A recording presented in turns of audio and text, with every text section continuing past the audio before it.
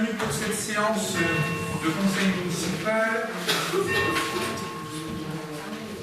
Avant d'ouvrir la séance, je vais faire l'appel pour un est atteint, mais pour noter les présents et les absents. Monsieur Griner, présent. Monsieur Damor Bruno, présent.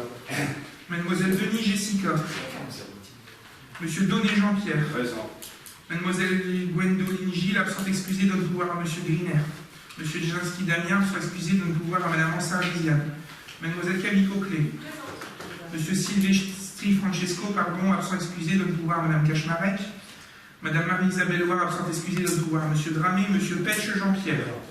Monsieur Dramé Michel. Madame Ansar Lisiane. Madame Champion Nicole. Monsieur Lecoq Jean. Madame Cachmarec Corinne. Monsieur Larsin Patrice. Madame Lornier Christine. Absente. Madame Deleuve Christelle, absente excusée, donne pouvoir à Monsieur Ducrot. Monsieur Régis Ducrot. Madame Cluse Alexandra. Madame Legrand Delphine, absente excusée, donne pouvoir à Madame Denis Jessica. Monsieur Descandidji, absent excusé, donne pouvoir à Madame Alexandra Cluse. Madame Mazier Cathy, absent excusée, donne pouvoir à Monsieur Jean Lecoq. Mademoiselle Dubocage Alison, absent excusée, donne pouvoir à Madame Coquelet. Monsieur Marc Place, absent. Madame Tisgan-Ferrand, absente excusée, donne pouvoir à Monsieur Joël Gaillet. Monsieur Joël Gaillet. Présent. Monsieur Patrick Kolebaki. Présent. Et Madame Dubois Jacqueline, absente excusée, donne pouvoir à Monsieur Petch Jean-Pierre. Très bien. Nous allons pouvoir entamer notre ordre du jour. Préalablement seul. Heureusement qu'on est présent. Hein. Pourquoi? Oh, c'est vrai, extraordinaire. Ah oui, mais c'est vrai qu'on a connu des parlé d'opposition qui n'était pas constructive, et aujourd'hui nous sommes là. Absolument, vous faites votre devoir. Je me rappelle la conseil municipal en 2013, vous aviez dû aller chercher quelqu'un en robe de chambre aussi. Oui, c'est pas.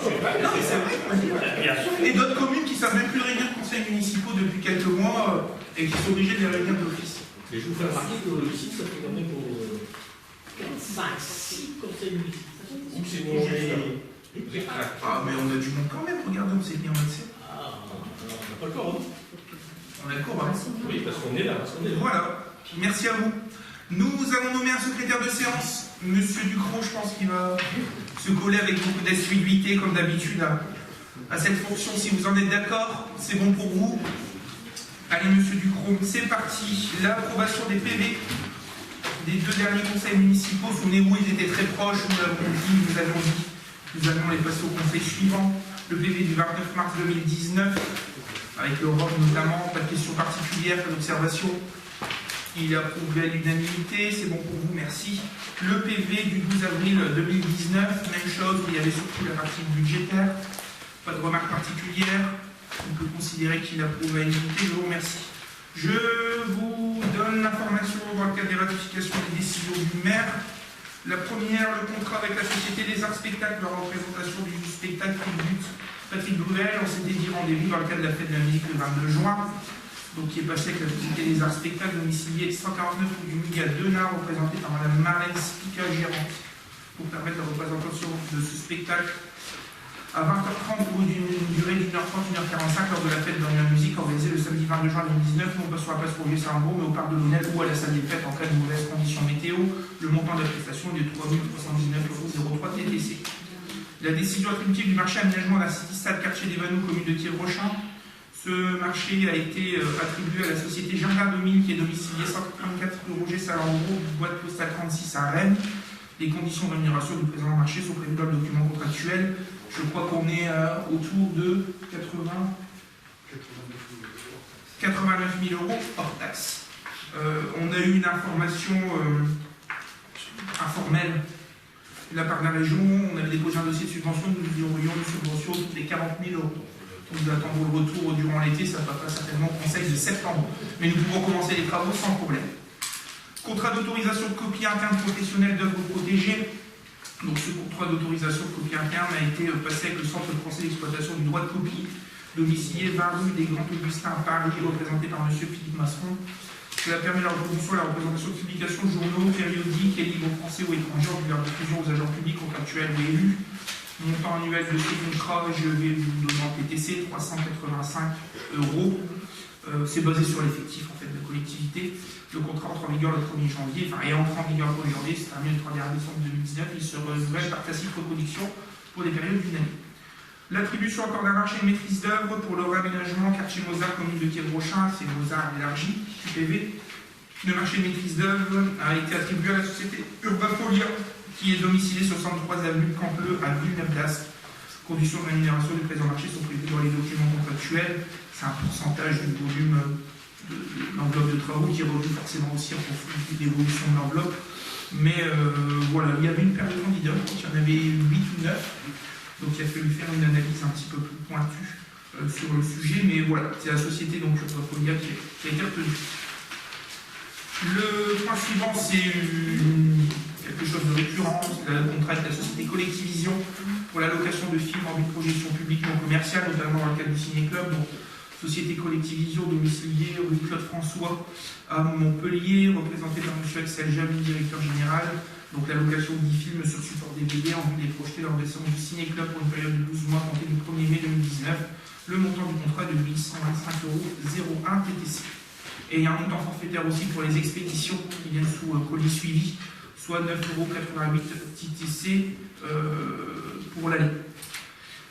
Le retour est pris à la charge de la société. Nous avons aussi quelque chose qui revient tous les ans à cette période-ci, les lignes de trésorerie, notamment ici, qui est contractée cette année avec le Crédit Agricole Nord de France, qui était le mieux disant, situé 10 avenue Foch à Lille. Donc une ligne de trésorerie à hauteur de 500 000 euros, utilisable par des tirages minimum de 10 000 euros. Donc vous avez les détails du contrat qui sont repris ici, mais voilà, c'est toujours dans cette période, puisqu'on a toujours cette période de latence où les premières dotations arrivent généralement fin juin, et on a la période de mai-juin qui est toujours assez tendue en trésorerie, d'où la souscription de cette ligne de trésorerie. Le showband, le suivant, c'est un contrat avec le showband pour des Macron pour la parade du 14 juillet. Donc c'est passé avec M. Bruno Biadala, qui est président, domicilié 28 rue Yvon Bouton à Condé-sur-Escaut, pour animer un repas au Flambeau, organisé le dimanche 14 juillet de 19h à 22h30, par un groupe composé de 25 musiciens en costume. Le total du contrat est de 350 €. Contrat de cession de droit d'exploitation de spectacle Champagne de l'ASBL Hello pour nos quartiers d'été. Donc l'ASBL Hello, domicilié 54 rue de la Paix, à Tournai, représentée par Mme Rosemont Del Augusta, présidente, qui permet de faire 3 représentations de spectacle Champagne le 20 juillet à 15h, 16h et 17h au Parc de Launay à l'occasion des quartiers d'été. Le montant de la représentation est de 1050 € et il y a des frais de transport à hauteur de 45 €. Ensuite, et là c'est vraiment par anticipation, un contrat de cession de spectacle, encore une fois, Ignat événement pour le spectacle Kalinka Petite Fille des Neiges le 17 décembre, dans le cadre des spectacles pour les écoles primaires et puis maternelles. Donc avec la société Nat événement représentée par Mme Nathalie Ricoeur, domiciliée sur la rue de la mairie à Landretin-les-Arbres, pour permettre de représentation du spectacle Kalinka Petite Fille des Neiges, 9h, 10h15, le mardi 17 à la salle des fêtes de Quai-Brochin. Le contrat s'élève à 1 500 €. Exactement les mêmes conditions avec la même société, mais ça se déroulera le vendredi 20 décembre. Et c'est cette fois-ci pour le spectacle Magique de Noël, et toujours 1 500 € avec la société Nat événement. Le point suivant, accord contractuel avec Bastien Quignon, dessinateur BD, pour l'organisation de la première journée autour de la bande dessinée le samedi 1er juin. Je fais un tir groupé puisque c'est les mêmes conditions aussi pour François Duproc, qui est auteur de BD, Olivier Perret et Vanida Sabatier. En fait, globalement, ils venaient gratuitement à la journée BD pour présenter leur bouquin et puis animer un certain nombre d'ateliers. La seule chose qui était demandée, c'était de leur prendre en charge des frais de déplacement qui est à la hauteur du remboursement d'un ticket de train aller-retour Lille-Valenciennes en 2e classe, ce qui est plutôt raisonnable. Voilà pour ces informations. Nous allons attaquer le vrai ordre du jour du conseil municipal. Nous avons une décision budgétaire modificative qui est notamment liée à un réajustement des dotations que nous allions avoir, puisque lorsque nous avions voté, nous avions une idée à peu près des dotations que nous allions toucher du service d'État, mais pas le montant exact. Et puis finalement, on a eu des ventilations lorsque ça nous a été notifié, notamment alors en recette d'abord, notre DGF, on a 1 495 € de plus, on n'était pas très loin du montant. Par contre, la dotation de solidarité rurale, on avait surestimé de 110 073 €, et la dotation de solidarité urbaine avait été sous-estimée de 162 000 €. Donc, je pense que c'est aussi des questions d'équilibre qui se font en interne. Et enfin, une dotation nationale de péréquation où on a 1 998 € de plus, donc on n'était pas loin du compte. Ça amène à peu près 55 810 € de recettes en plus, qu'on propose en dépenses pour équilibrer cette section de fonctionnement d'attribuer directement au virement à la section d'investissement, donc pour couvrir notre budget et notre programmation d'investissement 2019. Je fais une présentation et je ferai voter par section ensuite. En section d'investissement, on redistribue aussi des crédits sur le sujet. Alors forcément, en recette, je commence par le bas, les 55 810 € qu'on vient de virer de la section de fonctionnement à la section d'investissement. Et puis il y a des opérations d'ordre, moins 10 920 €, c'est notamment des frais d'études qui, lorsque les travaux sont réalisés, peuvent être imputés en budget d'investissement, si je ne me trompe pas, monsieur le directeur général. C'est bien ça. Et ensuite, nous avons des dispatchs de la redistribution à travers les différentes opérations reprises en section d'investissement dépenses. La réserve foncière, nous diminuons de 300 000 €. C'était ce qu'on avait un petit peu prévu pour l'achat, notamment des bâtiments ici sur la place, notamment où il y a la pharmacie. Aujourd'hui, j'ai pu rencontrer le pharmacien, nous en avons discuté ensemble quant à l'organisation qu'on mettrait.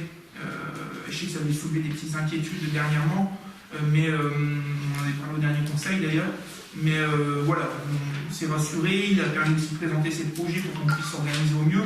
Pourquoi on retire cette somme-là? Puisque nous avons contacté la propriétaire, nous avons maintenant depuis plus de 2 mois aucune réponse, et nous savons pertinemment que même si on entre en négociation et qu'on arrive à tomber sur un objectif, la signature ne se ferait peut-être pas forcément avant la fin d'année, donc ça ne servait strictement à rien pour nous de geler des crédits sur ce genre de choses en sachant qu'ils ne seraient pas utilisés avant la fin d'année. Ça ne veut pas dire qu'on ne continue pas et qu'on ne va pas la relancer, cette dame-là qui est propriétaire, mais voilà le choix qui a été fait dessus. En matériel immobilier, nous rajoutons 54 000 € qui sont dispatchés sur différentes opérations. Globalement, matériel outillage de voirie, possession, droits similaires, votre immobilisation. Si vous souhaitez le détail, vous pourrez voir avec monsieur le directeur général. En éclairage public, nous rajoutons 31 700 € aussi, puisque nous rajoutons des petits points lumineux en plus qui étaient prévus. Sachez que dans la rénovation de notre éclairage public, nous avions prévu cette année l'avenue Jean Jaurès et la rue du Quesnoy. Et en revoyant un petit peu les choses, on a fait le choix aussi de faire quelques petites rues annexes. Des fois, sur la rue du Quesnoy, il y a une arbasse ou deux, rue Jean Jaurès aussi. Ou par exemple, rue du Quesnoy, il y a rue Condé en plus. On a rajouté rue Condé et place Équipart, c'est déjà réalisé. Et ça demandait à rajouter des crédits supplémentaires. L'objectif était d'avoir quelque chose de cohérent. On continuera l'année prochaine encore avec un certain nombre de rues. Là, plus de rues, puisqu'il y a moins de longueur et moins linéaire. Donc ça permet de démultiplier les rues. On était sur les Jean Jaurès et Quesnoy, c'est les 2 grosses rues principales où il y a le plus de points lumineux. Mais on continuera l'année prochaine dans le cadre de la plan pluriannuel d'investissement. Et je crois qu'on a fait une autorisation de programme, je ne me souviens plus, je crois. Voilà. Bâtiments communaux, on rajoute 55 000 €, c'est notamment pour les travaux dont le marché a été lancé pour la réfection des châssis au niveau des écoles Brison et Pasteur, toujours en autorisation de programme aussi. La mise en conformité bâtiment, installation matériel, outillage technique, on a mis 20 000 €, mais je pense que c'est aussi pour des questions d'équilibre budgétaire à différents endroits. Il n'y a pas d'opération spécifique liée à ce montant-là. Réaménagement Stade Cheval, il y a 17 000 €, puisque nous sommes en train de faire les derniers décomptes et il y a eu des révisions de prix entre deux. Donc c'est pour clôturer cette opération. Réaménagement centre-ville, c'est l'opération qu'on veut mener ici. Donc on a rajouté 150 000 € justement pour pouvoir mener à bien peut-être, et comme c'est un petit peu plus long prévu avec la pharmacie, prévoir vraiment la démolition de la Belle Époque qui n'était pas prévue initialement, pouvoir l'intégrer dans la démolition directement qui se ferait au dernier trimestre ici 2019.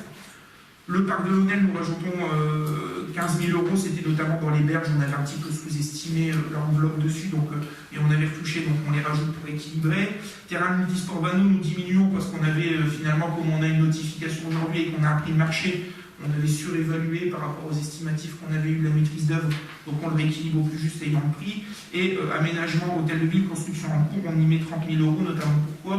Puisqu'on avait fait une première AMO, souvenez-vous, pour avoir un dossier de subvention, et que l'AMO étant terminée aujourd'hui, elle demande sa facture. Donc on peut la faire passer sur ce genre d'opération, d'où la mise en place de crédits à ce niveau-là. En sachant une bonne nouvelle aussi, mais elle n'apparaît pas, je pense qu'on la fera venir à une prochaine DM, puisque l'opération apparaît maintenant en dépense, on pourra encaisser des recettes et du moins les inscrire. C'est que nous avons eu une notification de la sous-préfecture de Valenciennes d'une subvention de 142 000 € dans le cadre de la DETR pour les travaux de rénovation de l'hôtel de ville. Donc voilà ces différentes informations, mais qui n'apparaissent pas encore au budget, puisque c'est une notification qui est toute récente. Après, bon, vous avez les opérations d'ordre de transfert entre sections et patrimoniales, c'est les 10 920 € de frais d'études qui basculent d'un côté et de l'autre. Voilà ces différentes présentations. à votre disposition s'il y a des remarques particulières. Sinon, je ferai voter les sections, section par section. C'est ce qu'on fait généralement, et en recettes et en dépenses, comme on le fait pour le budget, pour que ça soit au carré. Des questions particulières? Non, pas de questions particulières. Je pense qu'on en aura encore en septembre. On aura des retouches avec des modifications de subventions, je pense, donc il faut qu'on ne touche pas. Alors, on va voter par section. En fonctionnement, dépenses de fonctionnement, donc nous proposons 55 810 € de virement à la section d'investissement. Y a-t-il des oppositions, des abstentions? 2 abstentions plus une voix représentée, ça fait 3. Pour le reste, c'est voté à la majorité. Je vous remercie. Nous sommes en recettes de fonctionnement. Donc les recettes telles que je les ai présentées, à hauteur, je vous fais un global, 55 810 €. Y a-t-il des abstentions? 2 plus une voix représentée, ça fait 3 abstentions. Les oppositions, votées à la majorité, je vous remercie. Nous passons en section d'investissement. Nous sommes sur les dépenses d'investissement telles qu'elles avaient été présentées. Y a-t-il des abstentions? 2 abstentions plus une voix représentée, ça fait 3. Pour le reste, des oppositions, c'est voté à la majorité, je vous remercie. Et nous sommes enfin en recettes d'investissement. Y a-t-il des abstentions? Pas d'abstention. Des oppositions, si. 2 abstentions plus une voix représentée, ça fait 3. Des oppositions, c'est voté à la majorité, je vous remercie. Le point suivant. Il s'agit de la vente de l'immeuble du 53 de Valériani au profit de M. Khalil Ouajou. Donc nous avions mis, c'est un vieux serpent de mer cette histoire, qui était sous bail amphithéotique. L'occupant, on avait fait un renouvellement de bail auprès du pacte. On avait proposé à l'occupant de lui faire un bail temporaire, à savoir s'il était intéressé. Il nous avait dit que oui, puis ensuite il s'est rétracté. Il a donc quitté aujourd'hui l'immeuble et nous avons mis en vente cet immeuble. Alors, les difficultés qu'on a aujourd'hui, c'est que les services des domaines n'interviennent plus pour évaluer les immeubles en dessous qui ont une valeur vénale inférieure à 180 000 €. Et sur le foncier, même chose. Là, il n'y a pas de valeur minimale, mais ils n'interviennent plus. Donc, on doit prendre les services de domaine qui étaient gratuits. Nous devons aujourd'hui avoir recours à des services payants de la part d'agences immobilières ou de notaires pour dire d'avoir un ordre d'idée aussi sur le coût. Nous avions donc passé un contrat avec l'étude de Maître Poyer, qui nous avait fait un petit peu une étude, quand bien même nous avions sur cet immeuble-là une évaluation des domaines, mais qui date de 2015, je crois, ou de 2016, donc qui était plus valable sur le sujet. Et puis nous avons fait la proposition de faire une vente, entre guillemets, au plus offrant, ce qui s'appelle techniquement une vente à la bougie sur le sujet. Donc une annonce avait été lancée, plusieurs personnes étaient intéressées, elles ont pu visiter l'immeuble, et ensuite elles ont eu un délai pour faire une proposition. À l'issue de ces propositions, auprès de la notaire qui les a consignées, la notaire nous rend un tableau avec les différentes propositions, et notamment la position la plus importante qui devrait être retenue. Donc une première proposition avait été retenue, et puis quelques jours plus tard, la personne qui a fait cette proposition s'est rétractée. Nous avons donc revu la notaire, nous nous sommes mis d'accord en disant, ben voilà, comment nous procédons? Est-ce que nous prenons le deuxième ou est-ce que nous battons les cartes? Et le but a été finalement de rebattre les cartes. Nous avons pris en contact un contact a été pris par la notaire avec l'ensemble des personnes qui avaient proposé un prix, fait une offre sur cette habitation, en leur disant qu'ils leur redonnaient un délai de 24 heures pour refaire une offre. Et puis à l'issue de ce délai-là, l'offre la plus intéressante a été faite par M. Ouajou Khalil, et c'est une offre qui est à hauteur de 44 651 € net vendeur. Donc voilà, ce qui est proposé aujourd'hui, après tout ce déroulement-là, c'est d'approuver la cession de cet immeuble 23 rue Valériani, à M. Ouajou Khalil, selon les modalités suivantes, notamment celle de vendre à 44 651 € net vendeur et d'autoriser M. le maire ou à défaut chaque adjoint dans l'ordre du tableau à signer l'ensemble des documents relatifs au transfert de propriété. Y a-t-il des questions particulières? Pas de questions particulières, on va passer au vote. Y a-t-il des abstentions sur cette vente? Des avis contraires sur cette vente? C'est voté à l'unanimité, je vous remercie. Et en corrigeant les 2 fautes d'orthographe, les 2 E qui ont bien sans participer eux, et montrer. Sur la première page? Oui, absolument. Je viens d'avoir. On accorde 2 points. Continuons. On a complètement. De réforme de l'orthographe, de la grammaire, de la conjugaison. Ça sera pour le secrétariat général, M. Chiquet. Bon. L'adoption d'une tarification de vente pour la mise en place d'actions d'autofinancement, c'est dans le cadre notamment du fonctionnement du service jeunesse. L'objectif est de créer des actions d'autofinancement. On est dans une comptabilité publique un petit peu rigoriste. Donc l'objectif, c'est que lorsque il y a des animations et que un groupe de jeunes du service jeunesse souhaite monter des actions d'autofinancement, il puisse avoir plus ou moins une grille tarifaire qui a été évoquée ici. Alors on va pas encore le débat pour savoir combien coûte la part de pizza ou l'autre dog ou la part de café, mais l'objectif était de proposer quelque chose pour avoir cette base-là dans le cadre d'actions d'autofinancement portées dessus. Alors forcément, il y a des agents de la ville qui gèrent ce genre de choses, une régie spécifique, il y a quelque chose vraiment qui est encadré et qui est mis en place à ce sujet. Voilà, donc c'était proposé au conseil municipal, c'était d'appliquer ce principe et d'avoir une tarification proposée telle qu'elle est reprise dans le tableau. C'est à la fois des choses qui peuvent être des boissons ou des actions comme celle-là dans le cadre peut-être de budget ou d'autres choses, mais aussi des prestations. Il y a des fois des actions d'autofinancement autour d'un lavage de voitures, le montant d'inscription à un tournoi sportif, à un tournoi de jeux de société ou des choses comme celle-là qui n'existaient pas aujourd'hui et qu'il faut aujourd'hui mettre en place en termes de tarification pour que ça puisse être appliqué. Des questions particulières? Non. On passe au vote. Y a-t-il des abstentions sur cette question? Des avis contraires? C'est voté à l'unanimité, je vous remercie. Tarif de location des chalets pour la fête médiévale et fantastique les 11 ou 12 avril 2020. Peut-être Camille Coquelet sur quelques petits mots assez rapides, même si c'est assez laconique. Oui, donc la fête médiévale qui a lieu donc tous les 2 ans à Quiévrochin maintenant aura lieu les samedis 11 et 12 avril 2020. Et pour ce faire, on a besoin donc, de passer des tarifications, notamment pour des locations d'emplacement pour les artisans et commerçants, et aussi des locations de chalets comme on a fait il y a 2 ans, il y a 1 an maintenant.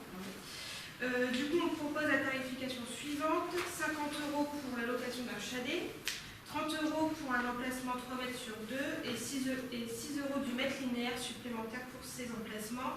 C'est ce qui se fait à peu près dans toutes les fêtes médiévales. On est dans la catégorie des tarifications très très basses par rapport à d'autres fêtes où ils abusent un peu là-dessus. Donc on a voulu rester sur des tarifs très bas de manière à avoir le plus de monde possible et d'avoir le choix et la qualité des artisans, du fait qu'on passe si tôt dans l'année, de façon à ce qu'on puisse bien travailler sur les dossiers. Du coup, ces encaissements se feront sur la régie location de cette communauté d'essai des biens meubles. Et il est demandé donc au conseil municipal d'approuver le règlement de la fête médiévale qui se trouve aussi dans ce point, pardon, et d'approuver la tarification dont je vais parler. 11 et 12 avril 2020.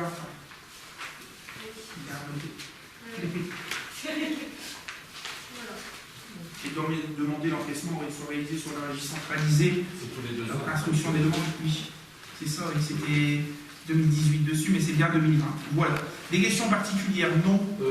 Oui, bien sûr. Ça concerne uniquement les artisans, commerçants, ou les associations? Associations aussi. Nous, on souhaiterait qu'il y ait une gratuité pour les associations Quiévrochin. On peut faire une tarification, oui, parce que d'habitude, c'est ce qu'on faisait, effectivement. Quand c'est une association de la commune, on peut faire une proposition, oui. Ils ne payaient pas de toute façon. Ouais. Oui, mais c'est vrai que là, si on l'approuve comme ça fait généraliste. Oui, donc rajouter peut-être approuver la tarification telle qu'elle est et d'approuver le principe de gratuité pour un emplacement ou un chalet pour toute association quiévrochinoise. On est d'accord? Mais ça n'exonère pas l'association du chèque de caution, mais la tarification, proposer une gratuité, exonérer le paiement pour toute association de la commune. Est-ce que c'est plus clair pour vous? Effectivement. Pas de souci particulier si c'est voté comme ça? Très bien. On passe au vote. Des abstentions, des avis contraires. C'est voté à l'unanimité, je vous remercie. La modification des tarifs de l'école de musique, on est passé sur des tarifs qui étaient avant au mois, si je ne me trompe pas. On a proposé de faire des tarifs, un tarif annuel en fait, globalement, ce qui facilite aussi la gestion de la régie et qui permet des fois aussi d'avoir un engagement peut-être un peu plus assidu des élèves sur le sujet. On n'en a pas profité pour faire des augmentations tarifaires ou quoi que ce soit. On avait déjà revu, je crois, l'année dernière, la différenciation de tarification entre un élève de la commune et un élève extérieur. Bon voilà, on a repris le nombre de mois multiplié par le coût mensuel, et puis on fait une proposition sur l'année, et qui sera applicable forcément à partir du 1er septembre 2019 sur le sujet. Des questions particulières? Oui. Oui. je voudrais savoir si c'est possible, parce que bon, ce prix va être demandé à la rentrée. Oui. Sachant que quelquefois les familles ont pas mal de soucis à la rentrée pour payer à la fois la rentrée des enfants et payer une somme comme les 120 ou un peu plus, ça fait quand même un peu beaucoup. Hein, c'était le principe de la mensualité. Je comprends bien que peut-être au niveau régie ce soit difficile. Donc ce qui serait possible d'avoir quand même une possibilité d'échelonner les paiements. Et je m'inquiète également qu'il n'y ait pas de tarif dégressif justement au cas d'un deuxième enfant. Je sais que ça existe, c'est des tarifications qui existent, où on a une possibilité, si on a deux enfants qui pratiquent la musique, avec des instruments différents, ça peut très vite monter. Ça ferait plus de 240, voilà, par exemple. Donc, est-ce qu'il ne serait peut-être pas judicieux de réfléchir, peut-être en revoyant la délibération, à prévoir un tarif dégressif pour le deuxième enfant?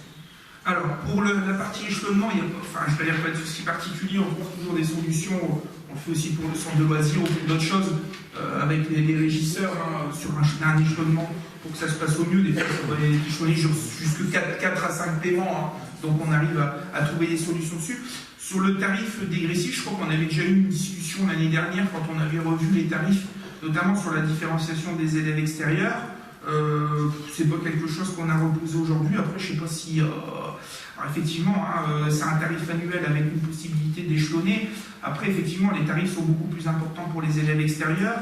Et quand bien même, on reste aussi dans la proposition de tarifs qui peuvent paraître élevés, mais qui peuvent paraître surtout, entre guillemets, abordables si on relativise le coût de l'école de musique et le fait qu'il n'y ait pas d'école de musique dans le secteur. On soit un petit peu les seuls et où on supporte beaucoup de charges. Alors, je ne vais pas faire le président de l'aglo et maire de Valenciennes qui supporte ça, mais de charges de centralité, en fait, globalement, qui font que beaucoup de gens de l'extérieur viennent chez nous et profitent notamment sur cette question de l'école de musique, de nos structures dessus, d'où cette différenciation tarifaire qui peut être importante, mais qui reste, entre guillemets, finalement sans augmentation pour les Kievro chinois. Après, effectivement, ça fait une grosse somme, ça ne peut pas le faire uniquement pour les élèves de Kievro.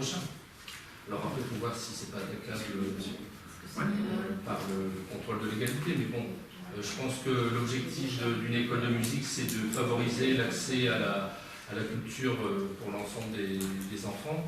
Je pense que ce serait peut-être intéressant, parce que je pense qu'il doit y avoir certainement des familles où deux enfants vont à l'école de musique. C'est peut-être possible, effectivement. On n'a pas fait. Je crois il y avait quand même eu. C'était l'année dernière, pas cette année, où on avait fait un petit recensement. Je n'ai plus le tableau. Enfin, il avait justifié. Après, on peut reporter la délibération au prochain conseil, et puis ça vous permettra de réétudier la question. Après, pour une application au 1er septembre, est-ce qu'on aura l'occasion de le revoir? On peut passer ça un conseil début juillet, si vous le souhaitez. Après, je pense qu'il faut aussi partir d'études, mais on ne l'a pas fait cette année, mais on l'avait fait l'année dernière, je ne sais pas si vous vous souvenez. On avait pris le nombre de parents avec le nombre des fratries. On l'avait fait aussi pour la cantine, vous vous souvenez, pour voir un petit peu la... Après, si on ne met pas sur la délibération, ça sera difficile après je suis tout à fait d'accord. d'appliquer, parce que bon... Le groupe d'aide public va dire il y a une délib, c'est celle-là, c'est 60 €, c'est 60 €. Mais je suis d'accord avec vous. Maintenant, effectivement, il faut absolument qu'on regarde. Moi, je veux bien la reporter, ça ne me dérange pas du tout. C'est pour septembre, on aura un conseil début juillet, donc le calendrier est plutôt tenu. Maintenant, absolument, on y adjoindra quand même une petite étude, voir s'il y a effectivement beaucoup de fratries. Enfin, la PAD, si on dit qu'il y a une seule fratrie, on proposera la délibération telle qu'elle est. Enfin, je veux dire, il n'y a pas d'impact conséquent dessus. Maintenant, si on se rend compte qu'il y a beaucoup de familles qui multiplient le nombre d'inscriptions d'enfants au niveau de l'école de musique, ça reste quand même quelque chose d'important. Après, enfants et adultes aussi, il y a des adultes qui vont à l'école de musique. Mais pour voir un petit peu, membres de la même famille, on mettra fratrie, puisqu'il peut y avoir des adultes, des parents et des enfants. Mais voilà. Donc oui, moi je veux bien qu'on puisse reporter cette délibération, puisqu'on a un conseil début juillet, mais on y adjoindra cette étude un petit peu pour voir effectivement s'il y a vraiment un objectif important de faire ce tarif dégressif. Est-ce que vous en êtes d'accord? Est-ce que c'est quelque chose qui vous va? Oui, c'est bon pour vous. Donc on retire cette délibération et on la proposera pour le prochain conseil de juillet. Ensuite, nous avons des choses purement classiques administratives, des rétrocessions de concessions de gaz de colobarium à titre onéreux. tout est représenté ici, en sachant qu'il y a une part CCAS et qu'il y a un calcul qui est mis en place pour calculer cette part-là. Donc l'objectif ici, c'est d'accepter une rétrocession pour la classe Columbarium depuis la demande de Madame Marie-Christine Gavet. Donc c'est d'accepter cette rétrocession et on récupère la classe de Columbarium et on rembourse 346,67 € à Gavet, ce qui est la part de la commune sur cette concession. Pas de souci particulier, non. Exactement la même chose, mais avec Madame Élodie Legrand. Donc là, c'était une case funéraire aussi. Et la part est on récupère cette case et on rend 224,17 € à Madame Élodie Legrand sur le sujet. Pas de question particulière, c'est bon pour tout le monde. C'est approuvé à l'unité, je vous remercie. Le point suivant. Il s'agit d'une demande de subvention au titre de la dotation politique de la ville 2019, donc DPV, sur le sujet. Donc nous avons reçu une note de la part des services de la préfecture disant que nous étions éligibles à la DPV et que nous devions déposer les dossiers au plus tard fin juin, le 12 juin au plus tard, ce qui ne nous empêche pas de délibérer, quoique nous sommes encore dans les temps, mais de délibérer un petit peu plus tard. Donc les dossiers sont prêts. Nous proposons aujourd'hui la présentation de plusieurs dossiers sur le sujet.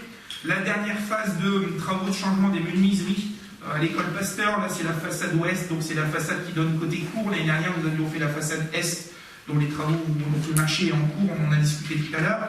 Là, nous déposons un dossier pour réaliser la phase ouest qui pourrait se réaliser dans le cas de l'autorisation programme sur des crédits en 2020.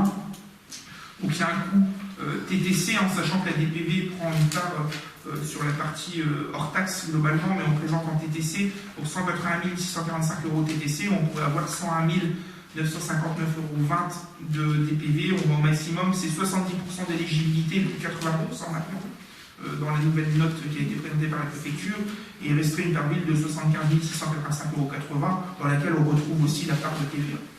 Le deuxième point, l'aménagement d'un lieu d'accueil de loisirs de proximité, là, au centre socio-éducatif Louis-Hénoch. Il s'agit notamment de transformer l'ancienne salle des peintres qui est au rez-de-chaussée, de faire une voie d'accès qui va à la bibliothèque médiathèque et puis de redistribuer aussi les accès sur le reste du bâtiment. Donc c'est des travaux surtout intérieurs d'aménagement. On souhaiterait aussi solliciter peut-être une forme de chantier d'insertion sur ce genre d'opération. Si on obtient une subvention et qu'on peut le réaliser, travailler sous forme d'objet d'insertion, de chantier d'insertion, pardon, qui intègre aussi un petit peu les jeunes qui fréquentent la structure pour savoir un peu comment ils voient les choses, la déco, des choses comme celle-là.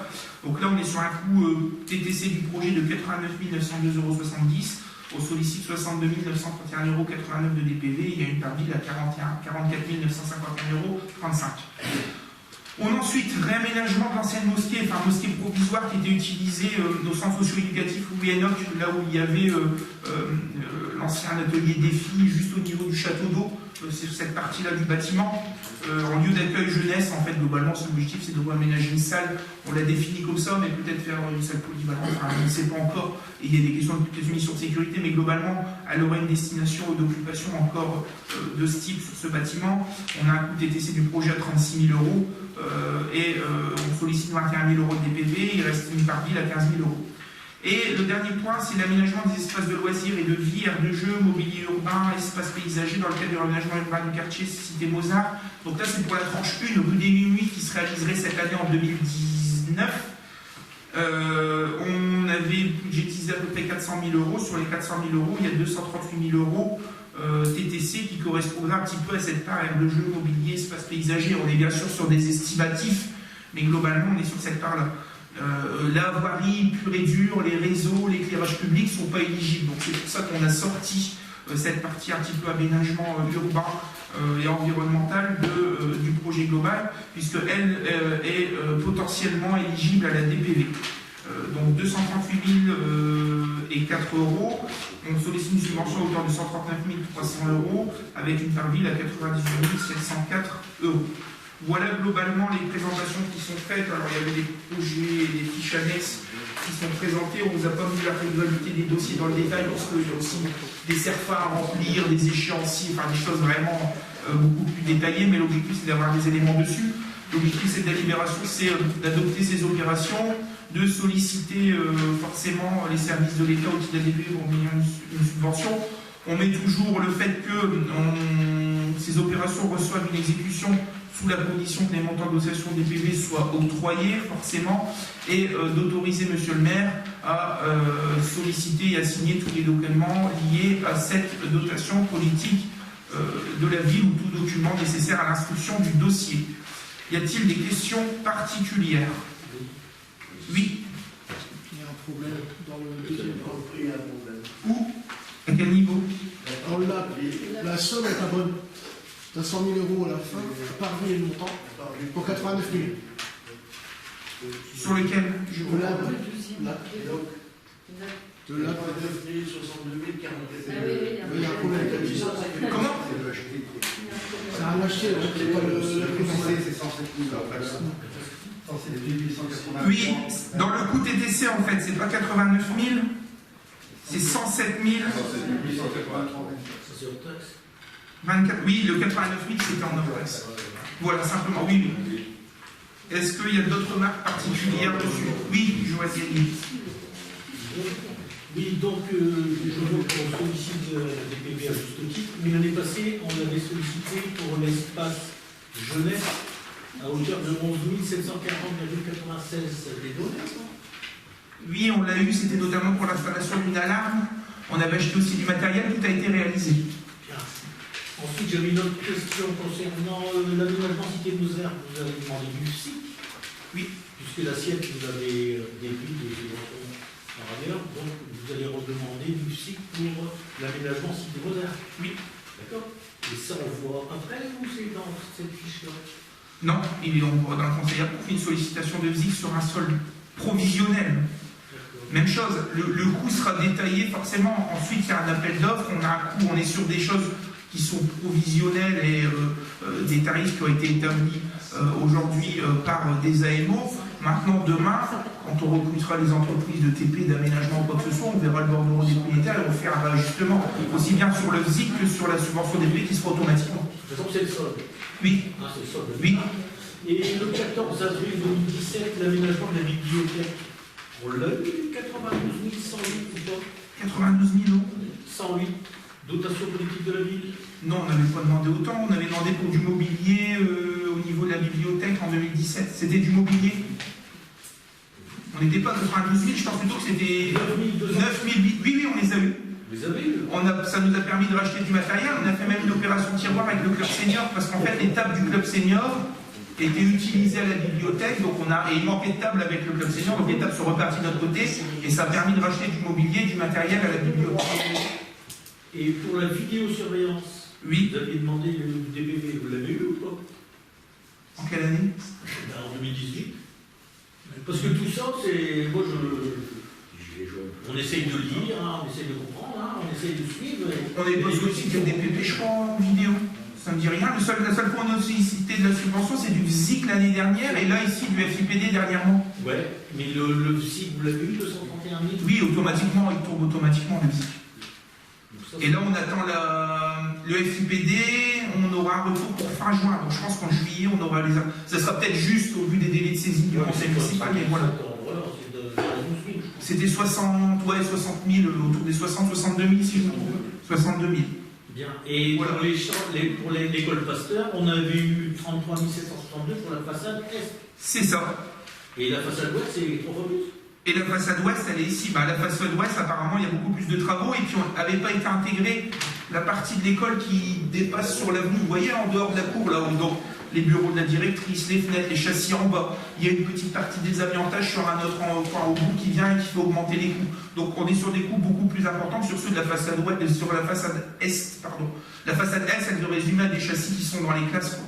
Tandis que là, on a aussi des châssis en plus et toute la partie qui est en déporté et qui va en dénivelé sur l'avenue Pasteur. Donc c'est façade ouest plus un morceau de la façade nord, si on peut ajouter ça comme ça. Est-ce que c'est plus clair pour vous? Oui, donc pour l'accueil jeunesse, on demande 21 000, plus l'année passée, on avait demandé 11 740. qui ont été attribués, oui. Parce qu'on a réalisé une alarme, on a pu acheter des télés, je crois, qui doivent équiper, mais qui n'ont pas été fixées au mur parce que le mur n'avait pas encore l'alarme. Et aujourd'hui, on ne les fixe pas encore parce que demain, si on va aménager l'intérieur, on fera peut-être un petit coin dessus. Mais on a les télés, on a acheté l'alarme, il y avait encore, je ne sais plus dedans, du mobilier, je ne sais plus ce qu'il y avait. dans les 11 000, enfin il y avait un peu plus de 11 000 quoi, parce qu'on était à 80%. On devait être un dossier à 18 ou 19 je crois. Il y avait déjà 4 ou 5 000 euros d'alarme. Mais oui, ça a été fait et acheté. Voilà. Pas d'autres questions particulières? On va passer au vote. Y a-t-il des... Je pense qu'on aura des retours là, même chose, septembre, octobre, des fois c'est novembre. Dessus, ouais, je vous ai informé tout à l'heure, par exemple, la DETR, le retour qu'on avait eu. Il y a le retour de la région qui est encore informel aujourd'hui, mais qui passera en commission permanente ici début juillet. Donc on aurait des notifications, je pense, pour septembre. Et voilà sur ces différents dossiers de subvention récents, les retours que nous avions eu dessus. Sur le reste, je ne dispose pas. Le département, je ne dispose pas de retour pour le moment sur les différents dossiers, mais je pense que ça ne saurait tarder. Des questions particulières? Bon, on peut passer au vote. Y a-t-il des abstentions, des avis contraires? C'est voté à l'unanimité, je vous remercie. Nous demandons à un ZIC, justement, c'est un solde ZIC. Donc, effectivement, il y a un calcul avec une assiette qui est assez complexe, mais là, le solde passe au complet. Si on avait eu un peu plus, on pouvait le mettre aussi. Sur justement cette tranche 1, travaux de qualification, espace urbain, quartier Mozart, quartier Mozart élargi, cette tranche 1 qui correspond à la rue des Minuits, nous sollicitons le ZIC à hauteur de 164 065,46 € pour venir contribuer aussi à faire venir en recette, à amener des financements extérieurs quant à ces travaux-là qui seraient réalisés ici sur l'année 2019. Alors pourquoi on le fait aussi à cette période-ci? C'est que si on n'a pas sollicité le ZIC avant de lancer des travaux ou quoi que ce soit, on est embêté. Or, les calendriers des communes et les calendriers de la communauté d'Aglo ne sont pas les mêmes. Donc ça, c'est des décisions qui sont prises en bureau communautaire et je crois que le prochain bureau communautaire se déroulera fin septembre. Donc ça va commencer à faire short dans les délais. Si on veut commencer avec un prévisionnel de travaux pour novembre sur le quartier, de solliciter un conseil fin septembre. Tant que l'aglo se ressaisit, ça sera décembre et on prendra du retard. Donc on délibère ici avant l'été pour avoir un retour, je pense, positif du bureau communautaire courant septembre et pouvoir dérouler notre calendrier opérationnel de la manière la plus rapide. Bon voilà, je ne vais pas dire rien de spécial dessus. L'objectif est aussi de solder cette enveloppe sur ces opérations. Globalement, sur le ZIC, nous aurons utilisé le ZIC sur 3 opérations, le stade Jean-Claude Cheval, la vidéo protection et ici cette tranche 1 de réaménagement du quartier Mozart qui concerne notamment la rue des Minuits. Des questions particulières? Non, on va voter pour, mais on préfère le ZIC pour le quartier Cité Mozart plutôt que pour la vidéosurveillance à hauteur de 231 354,94, comme vous l'avez rappelé tout à l'heure. Exactement. Et le total de l'enveloppe, c'est combien? on était à plus de 500 000, je crois. Elle avait été révisée. Elle était à 471, elle a été révisée à 580. Elle n'est pas loin de 600, c'est ça. 575 ou 580. Elle avait été révisée en 2016, si je ne me trompe pas. Oui. Toutes les communes, il y avait un calcul, une augmentation. Des questions particulières? Non. Des abstentions, des avis contraires, votés à l'unité, je vous remercie. Le point suivant, même chose, c'est pour être dans des calendriers tenus. C'est la sollicitation du concours de la CABM qui est liée à une étude d'aménagement et de réaménagement de l'entrée urbaine principale du territoire de l'ancienne métropole depuis la Belgique, qui impacte la commune de Quiébrochin, c'est notamment l'avenue Jean Jaurès. Donc, une aide d'opportunité a été menée. L'aglo a délibéré maintenant il y a quelques semaines sur la création de ce fonds de concours. Nous avons aussi déposé un dossier de subvention qui était sur lequel nous avons sollicité votre accord au dernier conseil municipal auprès du département dans le cadre des projets territoriaux structurants pour avoir aussi un cofinancement du département. Et là, nous saisissons la Valenciennes Métropole pour solliciter ce fonds de concours. Alors, les conditions du fonds de concours d'aglo étaient financement à hauteur de 50% de l'étude dans un maximum de 100 000 €, donc un maximum de 50 000 €. Si l'étude coûte plus cher, on n'ira pas au-dessus de 50 000 €. Mais nous avions un plan de financement aussi avec le département. Nous avions fait une clé de répartition différente sur le sujet où je crois qu'il ne restait plus que 20%. Il y avait un calcul savant pour qu'il n'y reste plus que 20% à la charge de la commune sur le sujet. Voilà un petit peu ce qui est demandé. L'objectif aujourd'hui, c'est de solliciter ce concours. On n'a pas forcément de détails puisque le marché de maîtrise d'œuvre est en ligne. Ça a été lancé. Je ne sais pas s'il y a déjà des entreprises qui ont retiré le dossier, monsieur Docher, vous ne savez pas du tout, auprès du service marché public. Donc c'est un marché pour recruter le bureau d'études qui est lancé et la consultation est en cours.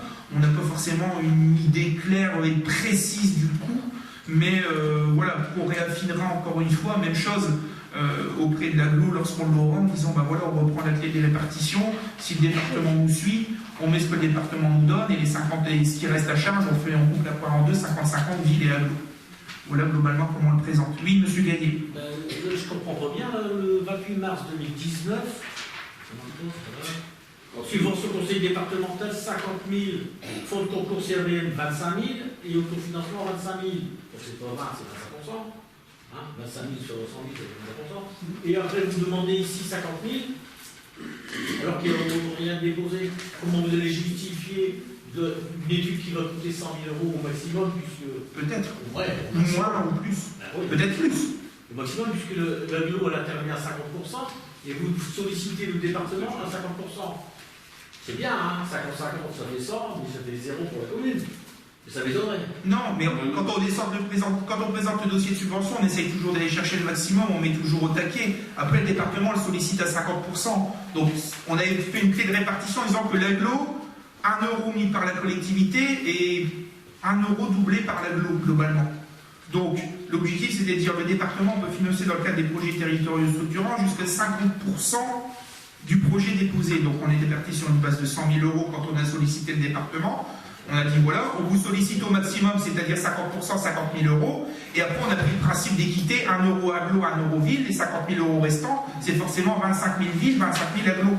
Là, on change la donne sur le sujet. On se dit, bah, l'agglo peut nous financer au maximum sur 100 000 euros, 50% de 100 000 euros, donc 50 000 euros. Donc, on sollicite aussi le maximum. Maintenant, on sait que dans toute demande de subvention, dès lors qu'on a une notification de marché, ça d'habitude va peut-être coûter, j'en sais rien, 75 000 euros. Et puis que le département nous aura peut-être notifié en disant bah, moi je vous donne que 30 000 euros sur les 50 demandés, bah, il restera 45 000 euros qu'il faudra diviser par 2, puisque l'agglo financera le reste à charge à la hauteur de 50%. Donc si vous voulez, on sollicite effectivement toujours au taquet de ce qu'on peut avoir, mais il y a forcément, lorsqu'on rédige la convention par la suite, quelque chose, le prix réel de du coût de l'étude ou du coût du marché ou quoi que ce soit, et qui est révisé, qui est réparti selon les participations des différents cofinanceurs. Et vous ne pouviez pas faire une fiche, le conseil départemental, agglo et ville? Comment ça? Vous faites une fiche globale. Parce que là, vous sollicitez le conseil départemental à hauteur de 50%, il va vous dire ah non, vous avez 50% avec l'agglo? Pas forcément. Comment pas forcément? On doit faire une présentation de financement en disant on vous demande 50 000 euros sur une base de 100 000 euros et il restera 25 000, 25 agglo parce que l'agglo est sur un principe de 1 euro ville, 1 euro agglo. Et l'agglo, on lui dit, on a aussi consulté, on a aussi sollicité le conseil départemental. Par contre, on vous demande sur ce fonds de concours, on ne sait pas le coût aujourd'hui, le maximum qu'on peut avoir parce qu'on ne sait pas non plus combien le département va nous mettre.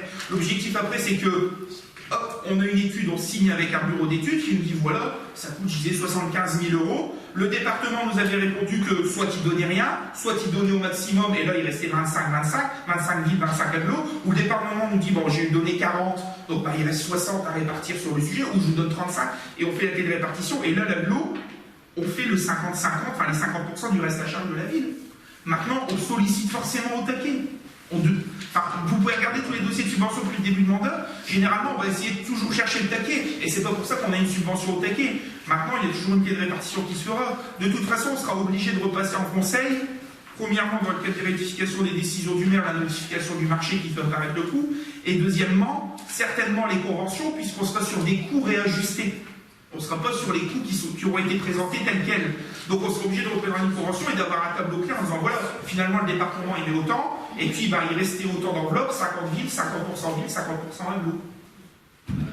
C'est écrit dans Je prends le pari qu'on n'aura pas ce schéma-là. Parce que le conseil départemental, il va dire ben non, vous avez 50%. À hauteur de 50 000 d'agglo, allez le chercher. Non, non, du reste à charge de la commune, marqué dessus.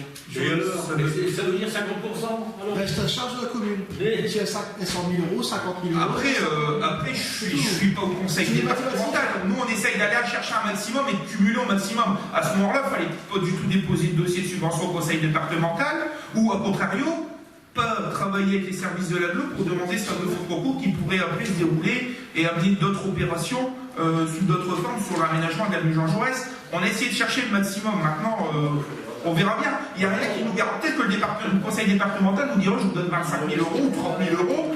Et voilà. Moi, aujourd'hui, l'objectif, c'est de pouvoir débloquer, avoir une délibération pour dire qu'on a sollicité le département, c'est déjà fait, mais on va aussi solliciter et saisir la BLO officiellement sur ce compte concours. Et les meilleures conditions que vous nous avez proposées soient celles-là. Maintenant, on verra, quand on aura le coût global de l'étude, et s'il y a cofinanceur, combien réellement on vous sollicitera, puisqu'on est sur un principe de 50-50. C'est pas le même principe que tirage d'une subvention comme le département, quoi. Où le département, on était déjà à attaquer le maximum. Expliquez à M. Ducrot que le reste à faire, c'est 50-50. Il n'a pas compris. Non, c'est vous qui n'avez pas compris. Bah si, il vient de C'est vous qui n'avez pas compris. Ah bon? Reste à charge de la commune sur une subvention. Il reste 50, si on prend 50 000, il reste 50 000, on divise par 2, c'est 25. Voilà. C'est pas, monsieur, en maths, souvent, peut-être pas en français avec vous, mais c'est tout ça, mais en maths, il n'y a pas de problème. C'est génial. Bon, allez. Non, mais enfin, voilà. c'est ce qu'il vient de dire. On l'a sollicité, maintenant, voilà, on le présente toujours avec des taquets. Regardez la DPV, il y a déjà eu des DPV où on n'a pas forcément, avant c'était 80, on n'est que 75 ou 70. On a réalisé quand même, on a autofinancé un petit peu plus. Mais voilà. Bon. On verra. Le département, je peux pas. Voilà. Je peux pas. Oui ou 50-50. Et il reste quoi de l'avis du public? Allez, allons-y. Y a-t-il des. Non, c'est bon, des abstentions sur ce sujet, des avis contraires? C'est voté à l'unanimité, je vous remercie. Comme chaque année, convention de mise à disposition de la salle du complexe sportif au QTC pour ses activités. Je pense pas qu'il y ait de remarques particulières, non. C'est bon pour tout le monde. On va passer au vote. Abstention, avis contraire, voté à l'unanimité, je vous remercie. On a aussi une convention de mise à disposition du rez-de-chaussée de l'immeuble GPV au CIVOM, notamment suite à l'incendie. Il a fallu trouver un petit peu des solutions, notamment pour accueillir le personnel et pas très loin forcément de la piscine, puisqu'il y a toujours du personnel qui intervient, notamment sur la partie technique. Les bassins sont toujours en eau, l'eau est toujours traitée, etc. Et puis le personnel, déjà psychologiquement, c'était peut-être compliqué de dire, ben voilà, on n'a plus d'activité à vous donner, restez chez vous. Donc l'objectif, c'était quand même qu'ils puissent se retrouver plusieurs jours par semaine à un endroit pour continuer à mener un certain nombre d'activités et puis aussi pour continuer à se voir et garder une cohésion d'équipe dessus. Donc on a discuté avec les services du CIVOM. On a aussi réparti un petit peu les choses puisque la commune de Crépin a participé, elle, sur d'autres opérations, notamment sur le fait de faire du transport parce qu'il y avait du matériel des associations. Donc la commune de Crépin a aidé à sa manière à transporter du matériel, à stocker du matériel des associations dans ses locaux municipaux. Et puis la commune de Pied-Brochin a fait son pas aussi vers le CIVOM en disant, bah voilà, nous avons des locaux qui sont là en rez-de-chaussée, qui ne sont pas forcément très loin de la piscine et qui peuvent accueillir un peu de personnel. On vous les propose à titre gracieux le temps de fermeture de l'équipement pour pouvoir vous y accueillir et mener à bien vos activités. Donc voilà, ils y sont depuis maintenant un petit mois, parce qu'il y avait une mesure d'urgence. On n'allait pas faire un conseil spécifique pour cette convention, on vous la propose aujourd'hui pour régulariser les choses, mais voilà de la manière avec laquelle on s'est un petit peu organisé sur cette mise à disposition de locaux pour la continuité de service du CIVOM. Pas de questions particulières sur cette convention? Non. Bon, on passe au vote. Des abstentions, des avis contraires, c'est voté à l'unanimité, je vous remercie. Nous avons, et nous en avions parlé au dernier conseil, des subventions aux associations, nous n'avions pas les notifications dans le cadre des différentes opérations liées à la politique de la ville. Nous les avons eues depuis. Il y a un tableau un petit peu qui est repris avec les différents opérateurs, les différentes opérations qui peuvent être multiples par opérateur, et puis les cofinancements qui sont mis en place dessus. L'objectif aujourd'hui, c'est de valider un petit peu cette programmation, d'attribuer des subventions aussi d'une manière générale, et puis on vous proposera au prochain conseil de revenir sur toutes ces différentes associations qui ont plus de 23 000 € de subventions, sur les différentes conventions qui nous lient à ces associations lorsqu'on cumule un petit peu toutes leurs subventions. Globalement, pour revenir sur ce type d'opération, nous avons, et je vais prendre le tableau, ça sera peut-être un petit peu plus facile, vous avez les fiches actions, les choses qui sont présentées avec les budgets détaillés, un budget prévisionnel bien sûr. Alors les différentes opérations qui ont été présentées, la première, point fort, mobilisation vers l'emploi, il y a un coût total de 12 000 € avec une part prise en charge par l'État de 9 600 € et une part mise à 2 400 €. Ensuite, nous avons des subventions au niveau du centre social Ami Carréghem, subvention mieux vaut prévenir que guérir, budget prévisionnel total 6 614 €. Il y a un autre financeur à hauteur de 50 € et il y a une part État à hauteur de 5 167 €, ce qui fait que la ville apporte une subvention à hauteur de 1 397 €. Nous avons une autre subvention encore sur le centre social Ami Carréghem d'actes citoyens, il y a une dimension culturelle. Budget prévisionnel total 1 287 €. Il y a une part État de 6 560 € et une part ville à 1 727 €. Les mots sans les mots, mots MOTS et les derniers mots MAUX, à hauteur de 15 148 euros, avec un autre financeur qui finance à hauteur de 2 646 euros, une Pareta 6 251 euros et un reste à charge ville 6 251 euros. Et un projet VVV, Ville Viva Pense Aller les Jeunes, 25 540 euros, avec un financeur extérieur 6 176 euros, une Pareta 9 682 et une Parmi-Ville 9 682. Après, nous avons Ligue d'enseignement Conseil citoyen, 14 393, un autre financeur 4 000 euros, une Pareta 5 197, ce qui fait qu'on a une participation ville à hauteur de 5 196. Espace Danse Petit Josson, qui est association support sur les quartiers d'été, 33 700 euros. On a un autre financeur à hauteur de 1 500 euros, la région à hauteur de 8 000 euros et une par ville à hauteur de 24 200 euros. Le PIC, projet d'initiative citoyenne, c'est ce qui remplace le FPH, qui est en association support Espace Danse Petit Chausson, 5 000 euros, 2 500 euros région et 2 500 euros ville. Et ensuite, nous avons comme opérateur ville de Kievrechin. Donc globalement, on touche une subvention de l'État et il n'y a pas de subvention de l'association puisqu'on est autofinancé par nos services. Nous avons le FTU à hauteur de 24 000 euros avec une part région à hauteur de 12 000 euros et une part ville à hauteur de 12 000 euros. VVV Surf sur l'Europe, c'est l'action qui a été menée au mois de février, 13 370 euros, 1 400 euros d'autres financeurs, une part État 9 576 et une part ville à 2 394. Et le DRE un temps pour soi, une action à hauteur de 1 825 euros, 975 euros d'État et 850 euros de la ville. Voilà, on a une programmation totale à hauteur de 159 877 euros. On a des financeurs extérieurs à hauteur de 15 772, l'État participe à hauteur de 53 008 euros, la région 22 500 et la ville 68 597. Voilà ces différentes présentations telles qu'elles sont reprises dans le tableau dont les notifications nous ont été faites courant mai et qui intervient ici lors de ce conseil municipal.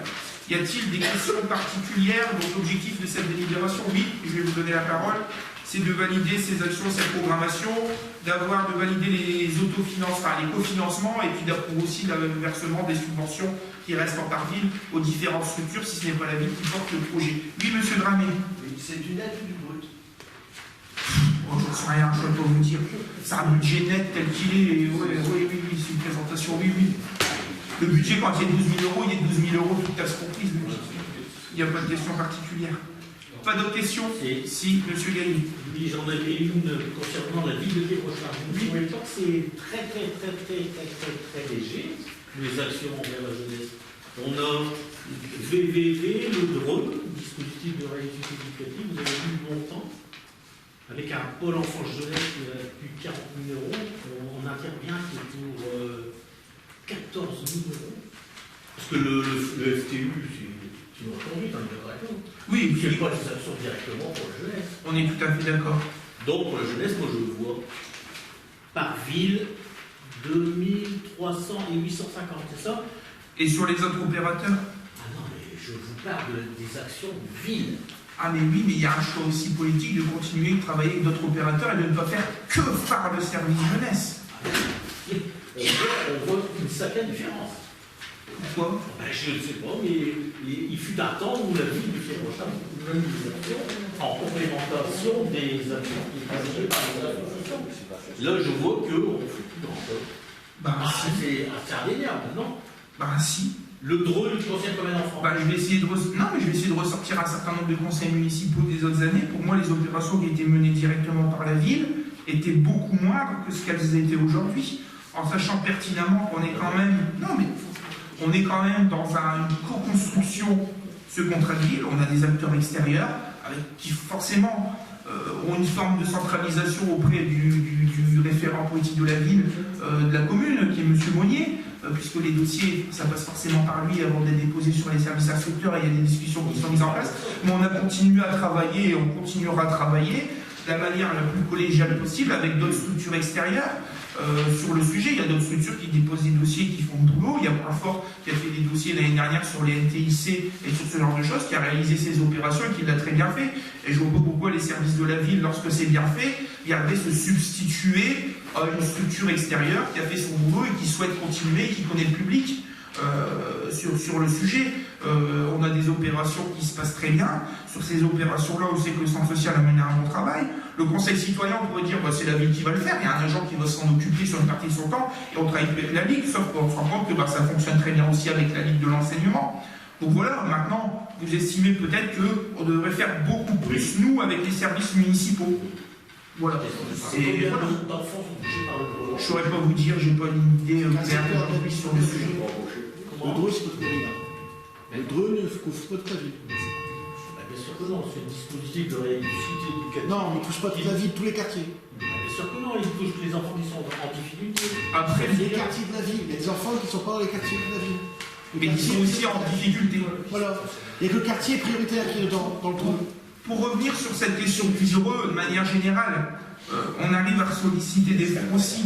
Le DRE a été réactivé, si je ne me trompe pas, en 2016. Pourquoi? Parce qu'en 2014-2015, on n'avait plus de principe d'activité au DRE, qui était pour deux raisons. Il y avait des questions de temps et de suivi sur le sujet, de répartition des rôles entre les adultes relais, centre social, le rôle de la ville, de l'enfant, que ce soit. Et pour une deuxième raison qui était administrative, et je crois qu'on l'avait purement abordé ici, où on se rendait compte que ça devenait fortement une machine administrative, des fois plus une usine à gaz administratif qu'un travail opérationnel, qu'on oubliait un petit peu le travail opérationnel de terrain. Je ne sais pas si vous vous souvenez, on en avait forcément discuté puisque c'était devenu vraiment quelque chose de très très lourd administrativement, alors que l'objectif dès le départ c'est d'avoir cette souplesse pour avoir cette réactivité, cette proximité liée aux difficultés et qui demande ce type de flexibilité. On a réussi à travailler avec les services de l'AGLO, à s'organiser autrement, et puis il y a aussi le fait qu'on a eu des agents qui ont pu se libérer du temps, les tables se sont arrêtées, donc il y a des gens qui ont pu reprendre du temps sur des activités de ou quoi que ce soit, et on l'a réactivé de manière assez générale.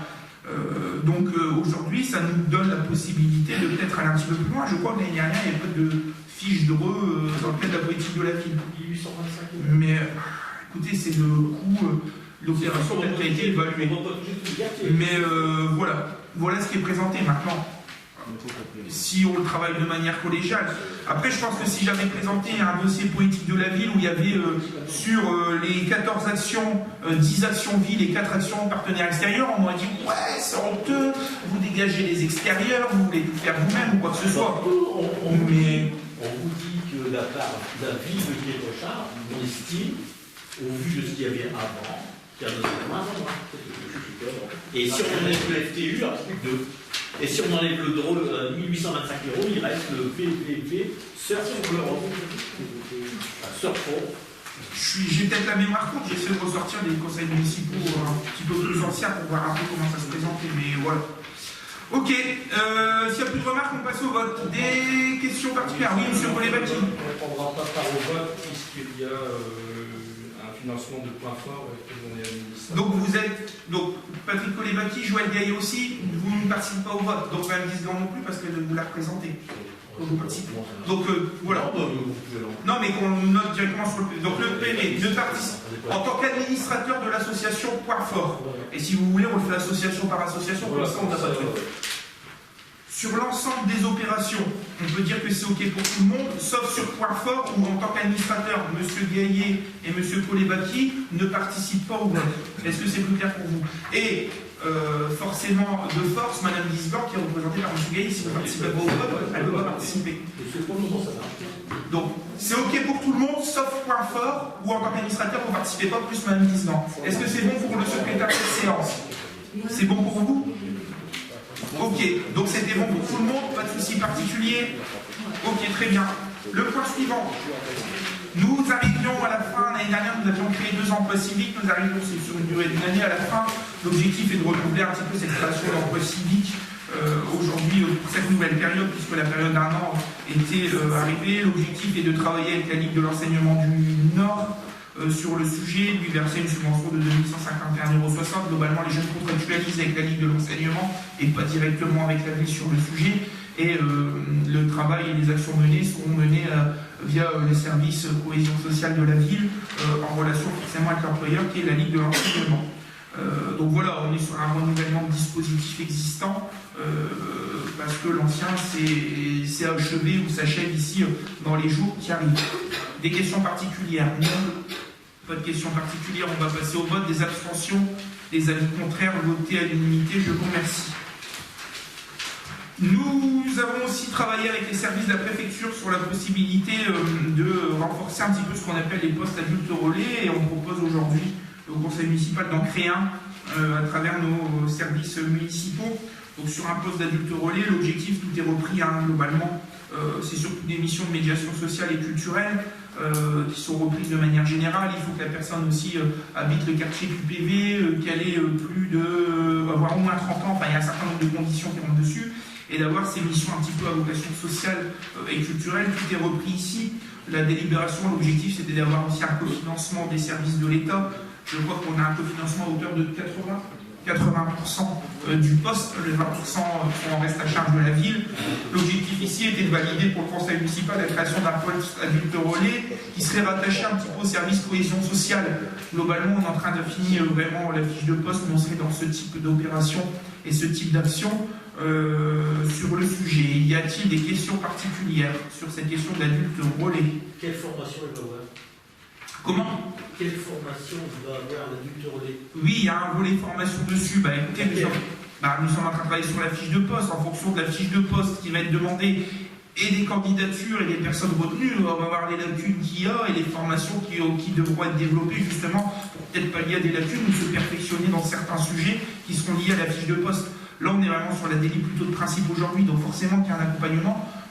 Je ne peux pas vous dire, je ne connais pas forcément ce qu'on va demander clairement et qui va occuper le poste aujourd'hui. Donc voilà, en fonction de ça, il y aura un plan de formation qui sera mis en place, comme on le fait pour le reste du personnel, mais peut-être un petit peu plus accentué forcément sur les fonctions et les capacités qu'on attendra de cet adulte relais. Pas d'autres questions particulières? Passons au vote. Y a-t-il des abstentions? Des avis contraires? C'est voté à l'unanimité, je vous remercie. Même chose que pour la délibération sur les emplois civiques, c'est une délibération qui revient tous les ans. C'est une contractualisation pour une année d'1 an sous forme de convention avec la CAF liée au dispositif de lutte contre la non-décence des logements. Je précise la non-décence puisque l'insalubrité ou le péril, c'est pas encore la même chose, et on a eu quelques réunions de rappel sur le sujet, notamment une mardi par les services de la préfecture. Donc je rappelle un petit peu le principe globalement, des personnes qui ont des droits au niveau de la caisse d'allocation familiale, qui sont des droits notamment liés aux questions du logement sur le sujet. Dans le parc privé, la CAF nous alerte en disant les personnes vont aller habiter à tel endroit, on leur ouvre des droits, avant de leur donner les droits, et l'APL notamment, on demande à ce qu'il y ait un agent de chez vous qui ait une formation, puisse aller relever que l'habitat est décent, il nous le transmet, et si c'est OK, on débloque les droits et la personne peut prendre le logement. Ça fait 2 ans qu'on a mis ce genre de choses en place. Les résultats sont plutôt positifs et on n'a pas forcément de grosses surprises aujourd'hui quand on regarde le parc de logements privés. Ça fait l'objet, on est entre 20 et 30.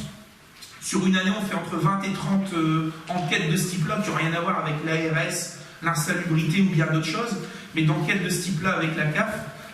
Et ça s'est toujours bien passé dans 98% des cas. Et sur les quelques cas où il y avait des remarques, c'était des remarques mineures vraiment sur le sujet et qui ont pu être levées par les propriétaires et qui ont permis de trouver une solution assez rapide pour que les personnes puissent avoir les ABL et être hébergées. Voilà un petit peu comment on fonctionne. C'est un dispositif qui n'est pas prévu avec les bailleurs sociaux aujourd'hui. Je pense que si ça l'était, on aurait peut-être des fois des surprises. Mais finalement, voilà, ça reste aujourd'hui sur le secteur privé. Voilà un petit peu ce qui est mis en place et l'objet de cette convention. Alors forcément, chaque année, ça évolue. Il y a des plateformes qui sont mises en place. Maintenant, on a une plateforme qui est mise en place qui n'était pas le cas auparavant. C'est uniquement par courrier. Maintenant, il commence à avoir des outils un petit peu plus développés pour renforcer les liens entre les personnes qui font les contrôles et les services de la CAF sur le sujet. Est-ce qu'il y a des questions particulières sur cette question-là? Non. J'ai oublié de préciser, et je suis bavard, je le sais, c'est un défaut, en parallèle, l'AGLO, sur la question de l'insalubrité ou sur d'autres sujets, a lancé un questionnaire suite à la conférence intercommunale du logement sur le fait que, à savoir si des communes seraient intéressées sur la création d'un service commun pour la mise en place de ce qu'on appelle le permis de louer sur le sujet, puisque des communes le font déjà elles-mêmes par leur service. Elles ont eu une délégation qui était alors du dernier conseil ou bureau communautaire, je ne me souviens plus. Ça concerne Valenciennes et Anzin, si je ne crois pas. Mais les autres communes ont été interrogées à savoir si elles étaient intéressées sur le fait de participer chaque commune financièrement sur son nombre d'habitants à la mise en place d'un petit staff de personnes habilitées qui seraient d'accord pour qu'on puisse venir faire des contrôles si les communes souhaitent délibérer sur la mise en place de permis de louer. C'était notamment la loi, c'est Allure, je crois, si je ne me trompe pas, celle-là, sur la loi Allure. Donc voilà, nous, on a envoyé un petit peu les informations. L'idée de voir et d'aller un petit peu plus loin. Les villes qui ont mis ça en place ça demande beaucoup de technicité. C'est pour ça qu'aussi un service commun serait intéressant. Mais ça permet aussi de lutter peut-être un petit peu plus sur les marchands de sommeil ou sur ce genre de choses. Et ça a quand même une efficacité extraordinaire. La commune d'Anzin, qui est un petit peu pionnière sur le sujet dans le secteur, elle vient nous faire une présentation qui était relativement intéressante. Ensuite, n'oublions pas que nous sommes qu'un maillon d'une chaîne. Il y a ensuite les services de l'État, des fois le préfet, ou des services un petit peu plus lointains, comme les services au ministère de la Justice ou quoi que ce soit, qui demandent un peu plus de temps, qui doivent prendre le relais souvent. Mais voilà, s'il n'y a pas ce travail, nous sommes peut-être un maillon, mais nous sommes là-bas. Si nous ne ferons pas les conditions, ça ne peut pas aller au-dessus. Donc voilà, nous avons envoyé ce questionnaire au service de l'AGLO, on verra ce qui en sortira et quelles seront les perspectives sur le sujet, là sur plutôt le volet permis de louer et insalubrité. Voilà ce que j'avais à dire aujourd'hui sur cette question-là, mais qui revient uniquement sur la question de la non-décence avec les services de la CAF. Pas de questions particulières, on peut passer au vote. Y a-t-il des abstentions, des avis contraires? C'est voté à l'unanimité, je vous remercie. Les nouvelles adhésions aussi d'Encian, dessus, bon, je ne pense pas qu'il y ait de remarques particulières. Sur différentes compétences, les transferts des syndicats qui disparaissent et qui transfèrent leurs compétences, et aussi des adhésions volontaires à des syndicats qu'est le Silencian. Peut-être un petit point d'information qui est important pour vous quant au devenir, et là je laisserai Jean-Pierre Donnet s'il souhaite le reprendre et si je me trompe sur le sujet, quant au devenir de la compétence assainissement et eau potable, notamment liée à la loi NOTRe. Il y a eu un laïus au niveau du Conseil communautaire dernièrement sur le sujet, puisque c'est quelque chose qui va se dérouler tambour battant. Comment vont se dérouler les choses? Les petits syndicats, alors je ne sais plus la taille minimale, mais il y a des petits syndicats, eux, automatiquement vont disparaître au 1er janvier, sauf s'ils fusionnent et qu'ils deviennent de gros syndicats, vont disparaître et la compétence au assainissement sera reprise par les services de l'AGLO. Les syndicats qui sont beaucoup plus importants et qui sont sur plusieurs communes, voire plusieurs départements, et qui ont une taille minimale qui est reprise dans la loi NOTRe, pourront continuer d'exister. Mais, après les élections de 2020, siégeront dans ces conseils d'administration des représentants de l'AGLO et non pas des représentants des communes, puisque l'AGLO sera compétente, et les AGLO auront un an, c'est-à-dire entre janvier 2020 et décembre, et 1er janvier 2021, pour faire le choix entre... Nous demandons aux communes de notre communauté d'AGLO qui font partie de votre syndicat de quitter votre syndicat et de rejoindre notre AGLO automatiquement sur la compétence assainissement, et ça sera comme ça, ou de dire, non, les communes de notre AGLO qui faisaient partie de votre syndicat continuent à faire partie de votre syndicat, on vous délègue sur ces communes-là notre compétence, la compétence assainissement et eau. C'est un sujet qui est assez... politique sur différents sujets, sur le prix de l'eau, sur les politiques d'investissement qui ne sont pas les mêmes les unes des autres, et puis aussi sur une question de cohérence territoriale, puisque j'étais pas au conseil communautaire, mais ça serait quand même compliqué de dire que sur les 35 communes de Valenciennes Métropole, il y en a 20, admettons, qui soient gérées par un service communautaire, et 15 qui soient aussi d'Encian ou dans d'autres syndicats, avec des dispatchs et des discontinuités de territoire, en disant, par exemple, Pierre-Brochin est aussi d'Encian, Carouble fait partie de l'AGLO, et Onard revient aussi d'Encian, enfin voilà, c'est peut-être pas le cas, mais pour essayer de comprendre cette cohésion de territoire. Donc je ne sais pas, et je pense que c'est un sujet qui sera rebattu assez rapidement, avant les municipales, mais aussi après, forcément, sur cette question de qui prendra définitivement cette compétence. Mais je pense que c'est important que vous le sachiez, puisqu'il risque d'avoir des mouvements assez importants. Et au-delà de ces mouvements-là, il risque d'avoir des impacts aussi, puisque l'AGLO, d'office déjà, reprend des communes, mais si on en reprend plus, ça veut dire développement de services, ça veut dire aussi peut-être des participations différentes et des commissions de transfert de charges différentes, puisqu'aujourd'hui on a une participation aussi d'Encian qu'on ne lui donnera plus, mais qu'on donnera à l'AGLO. Et dans quel niveau elle sera calculée, de quelle manière elle fonctionnera, ça sont encore des choses qu'il faudra définir. Est-ce que je me suis trompé sur le... J'ai essayé de résumer très rapidement. Mais bon, voilà. Aujourd'hui, nous, on est aussi d'Encian, donc on n'aura pas cet échéancier du 1er janvier où ça part à l'AGLO. Par contre, on sera sur une période de latence entre le choix qui sera fait par l'AGLO, et je pense en concertation avec les communes, entre les élections de 2020 et la fin de l'année 2020, où il faudra faire le choix où on reste communautaire, on devient communautaire ou on reste Silencian. Voilà un petit peu ce que j'avais à dire. Pas de questions particulières? Si. Merci, monsieur le maire. Lui, en fait, la décision, elle appartiendra au président de l'agglo. C'est lui qui va décider si les communes restantes vont rester dans leur syndicat ou vont quitter le syndicat pour rejoindre l'agglo. Il est vraisemblable quand même que si l'agglo doit gérer une grande partie la majorité des communes pour l'assainissement, l'eau potable, il a fait diviser en 3 domaines. Je ne sais pas s'ils vont gérer l'ensemble des 3 domaines simultanément ou par domaine. Mais enfin, en tout cas, ce qui est sûr, c'est qu'un choix devra être fait. Et ce choix ne sera pas facile, mais notamment sur les prix, sur ce que les gens payent. Et la taxation aussi, le calcul des taxes qui n'est pas identique selon les syndicats. Ça, c'est aussi un gros souci. Et donc, il va y avoir de grosses négociations d'entente, alors effectivement avec les communes, mais il faudra que la décision, de toute façon, elle sera pour l'ensemble du territoire. Et cela peut-être va se compliquer peut-être par la suite avec la fusion des 2 agglos. Ou d'autres agglos. Ça, c'est aussi sur la table. Donc tout ça, parce que s'il y a fusion des agglos, la position des syndicats va se restreindre. Et donc effectivement, les décisions seront changées. La donne sera changée. En ce qui nous concerne, nous, le transfert de compétences, nous, on a une position claire, qui est claire depuis 2014. Nous sommes contre tous ces transferts de compétences. Vous êtes angélique quand vous dites qu'on verra si non, la compétence est reprise directement, monsieur Julien. Mais au-delà de ça, la compétence... Et ensuite, c'est l'agglo qui... C'est ensuite l'agglo qui devra décider, mais elle sera obligée ou de le faire en régie directe, ça m'étonnerait.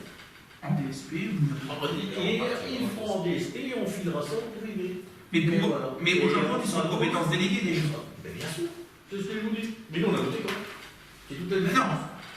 Ah, si. Enfin, j'essaye de remonter dans l'histoire. L'adhésion au SIDENSIAN, vous avez transféré la compétence eau et assainissement de la commune et même défense incendie en 2013, si je ne me trompe pas. La commune, et vous avez voté, vous étiez en place à l'époque, vous l'avez transmis au syndicat d'assainissement. Au syndicat, mais pas à l'agglo. Et l'agglo reprend la compétence d'office. Oui, mais ça, c'est la loi. De toute façon, vous pouvez voter contre. La loi NOTRe a été faite dans ce sens-là. Non, c'est la loi NOTRe qui, automatiquement, on n'a pas donné l'avis des communes, on n'a pas eu notre avis à donner, à savoir si l'on transféré. La loi NOTRe a transféré automatiquement des compétences et des compétences optionnelles sur lesquelles on est sollicité. Je suis bien d'accord. Je veux dire que dans le déploiement, nous avons pris une décision et nous avons pris une position.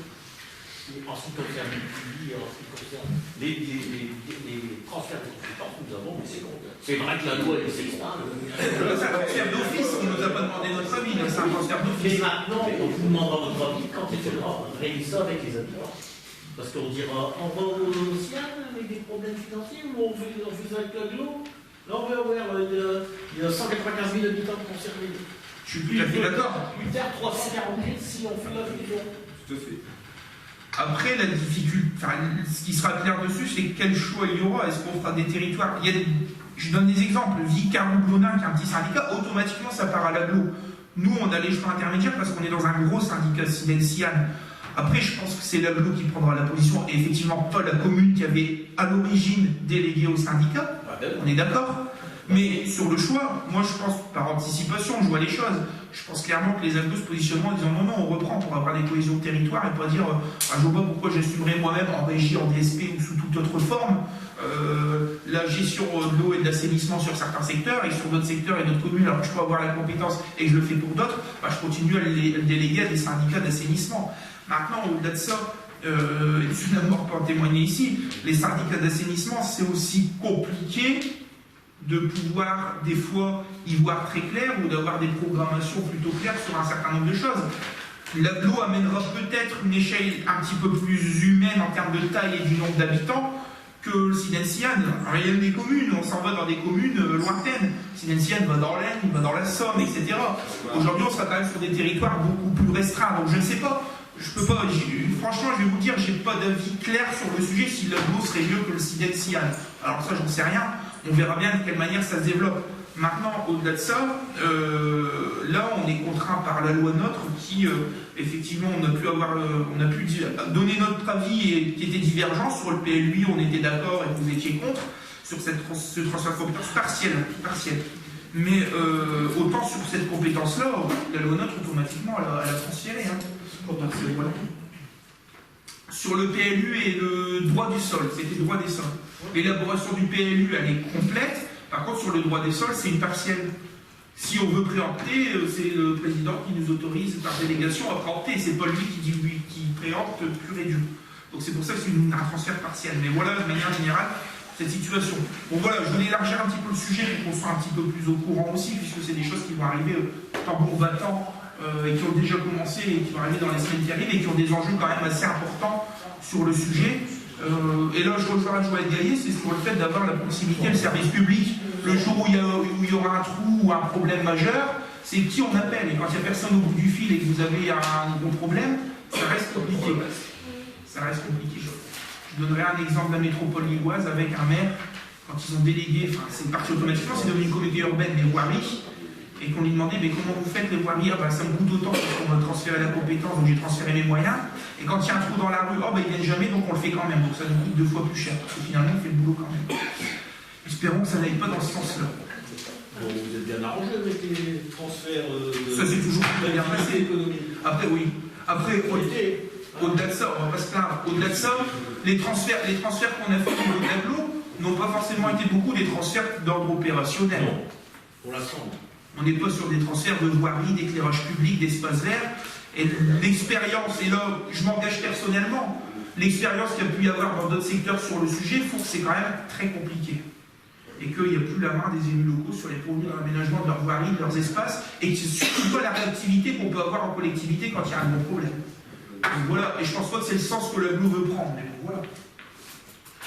Voilà un petit peu sur cette question. Oui. Il faut que je conclue. Voilà.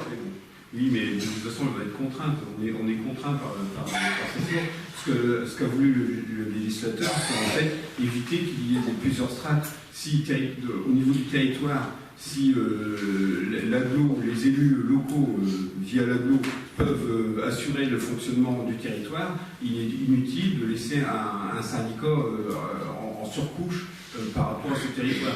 Si les deux agglos fusionnent, il est certainement probable que le CIMOUF sera mis en cause. Aujourd'hui, voilà, il y a d'autres syndicats. Et ça va même au-delà. Le parc naturel régional aujourd'hui est en réflexion. Oui, c'est deux agglos. Donc si les agglos fusionnent, le CIMOUF risque de disparaître ou de ne plus avoir beaucoup de compétences. Parce qu'automatiquement, il y aurait une compétence qui devrait être. Il y a beaucoup d'agglos en France qui gèrent directement le transport. Donc effectivement, ou les déchets, on parle des déchets. On laisserait le CIMOUF en place si, une fois les deux agglos fusionnés, après, on sera sur des choix qui seront forcément politiques. Oui, les délégations de service public, ça, il va falloir limiter les choses. Mais elles existent déjà. Elles existent déjà. Les délégations de marché public. On sera sur des choix politiques, c'est ça. Donc ça ne changera pas grand-chose. Il y aura moins d'élus. Voilà, ça c'est certain. Voilà. On sera sur des décisions politiques et des décisions administratives. Parce que je rappelle, la fusion des deux agglos ne permet pas d'atteindre le seuil minimal d'une communauté urbaine. Donc on serait deux agglos regroupés, mais qui s'appelleraient quand même communauté d'agglos. Et donc, qui éviterait aussi le transfert de compétences automatiques comme les déchets, le transport, la mobilité, ou des choses comme celle-là. Donc, si on passait directement en communauté urbaine, il n'y aurait pas de choix, parce que ça serait automatiquement une compétence de la communauté urbaine dans son socle de compétences de base. Par contre, là, même en fusionnant les deux agglos, on resterait, au vu du nombre d'habitants, communauté d'agglos. Donc, il y aurait toujours cette possibilité de déléguer les syndicats ou de dire non, on reprend et on gère nous-mêmes. Sauf s'il y a d'autres agglos qui veulent nous rejoindre. Là, on va assez loin sur le sujet, mais c'est des enjeux qui sont importants. Ils vont se faire certainement pour le prochain mandat. C'est des choses où on va assez loin, et demain, on peut rigoler, mais la personne qui aura un problème avec de l'eau ici, si ça commence à être la machine à gaz qu'on balade d'un numéro de téléphone et d'un service à l'autre et d'un truc à l'autre, aujourd'hui, ça sera un peu compliqué quand même. Oui, ça reste déjà éloigné aujourd'hui. Donc, les communes qui vont adhérer là aujourd'hui, je pense qu'elles sont très loin du siège. Absolument. Absolument. Enfin, voilà. Je pense qu'il y aura peut-être parfois du rapprochement des citoyens en passant communautaire. Après, c'est la manière que le service sera géré. Ok. Sur ces nouvelles adhésions, y a-t-il des questions particulières? Non. Des abstentions? Des avis contraires? C'est voté à l'unanimité, je vous remercie. Vous avez une présentation, c'était compris dans le cadre du traité de concession, dans le cadre de la concession d'aménagement, notamment ce qu'on appelle un CRAC, compte rendu annuel aux collectivités. Ce n'est pas une drogue dure pour élus. Donc le CRAC de Norcem pour 2018 relative à la concession d'aménagement multisite, forcément elle est toute récente, donc il n'y a pas forcément beaucoup d'activités présentées. Vous dire peut-être où on en est quand même sur le sujet. Nous avons auditionné avec les services de Norcem les différents candidats au marché de maîtrise d'œuvre que Norcem a lancé pour la concession d'aménagement, donc un marché de maîtrise d'œuvre où il y avait des tranches fermes et des tranches conditionnelles. Les tranches fermes concernent notamment 3 sites qui sont les sites qui devraient sortir le plus rapidement, c'est-à-dire les sites centre-ville, les sites Félicien-Ledoux, le site Équipart, et une tranche conditionnelle sur Tour-Bourgogne et Sofanor qui pourrait être levée en fonction de l'avancée du marché de maîtrise d'œuvre. Donc nous avons passé une journée complète à recevoir les 8 ou 9 candidats, leur poser des questions par rapport à la résultat. Ils doivent forcément revoir des fois peut-être leur copie, redéposer une offre définitive, et puis je crois que je suis invité fin juin à la commission d'appel d'offres, alors pas forcément en tant que membre, mais en tant que personne qualifiée extérieure, puisque ça concerne Quiérochin, pour l'attribution de ce marché de maîtrise d'œuvre. On se verra après très rapidement, fin août, début septembre, pour avancer clairement sur les projections et sur les projets d'aménagement avec les cabinets de maîtrise d'œuvre. C'est un marché groupé où vous avez un maître d'œuvre, où vous avez des bureaux d'études, pollution, aménagement sol, etc. Et vous avez un bureau environnement paysagiste. Ça s'est fait toujours sous forme de groupement. Voilà les quelques informations que vous avez à vous donner concernant un petit peu d'avancement sur cette concession d'aménagement. Donc voilà, il y a un CRAC qui est présenté aujourd'hui, mais qui n'est pas forcément le plus intéressant, puisqu'on est vraiment tout au début de cette opération. L'objectif du conseil municipal, c'est de prendre connaissance de ce compte rendu. Il n'y a pas de vote clair sur ce compte rendu annuel aux collectivités. Pas de souci particulier, on a pris acte, c'est bon.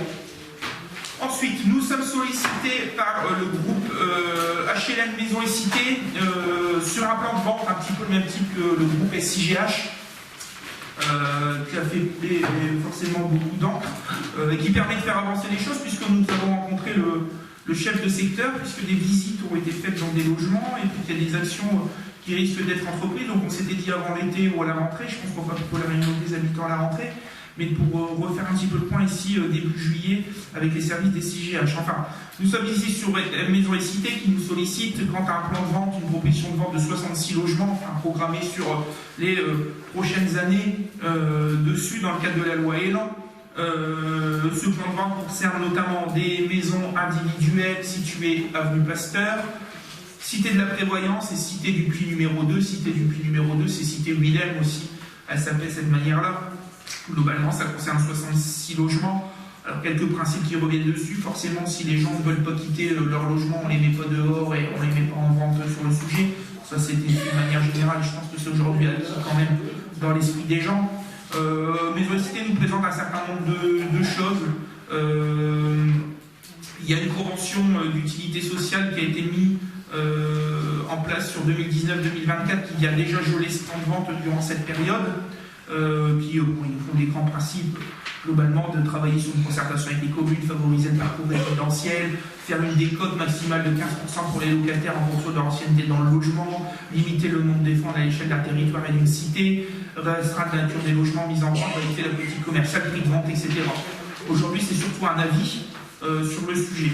Les discussions qu'on a pu avoir et qu'on aura encore très prochainement, c'est qu'on n'est pas dans les mêmes conditions de vente que SIGH. Il y a beaucoup moins de logements, on est plutôt sur des maisons individuelles qui sont plutôt en bon état par rapport à ce qu'on pouvait voir chez SIGH dans le cadre de leur plan de vente.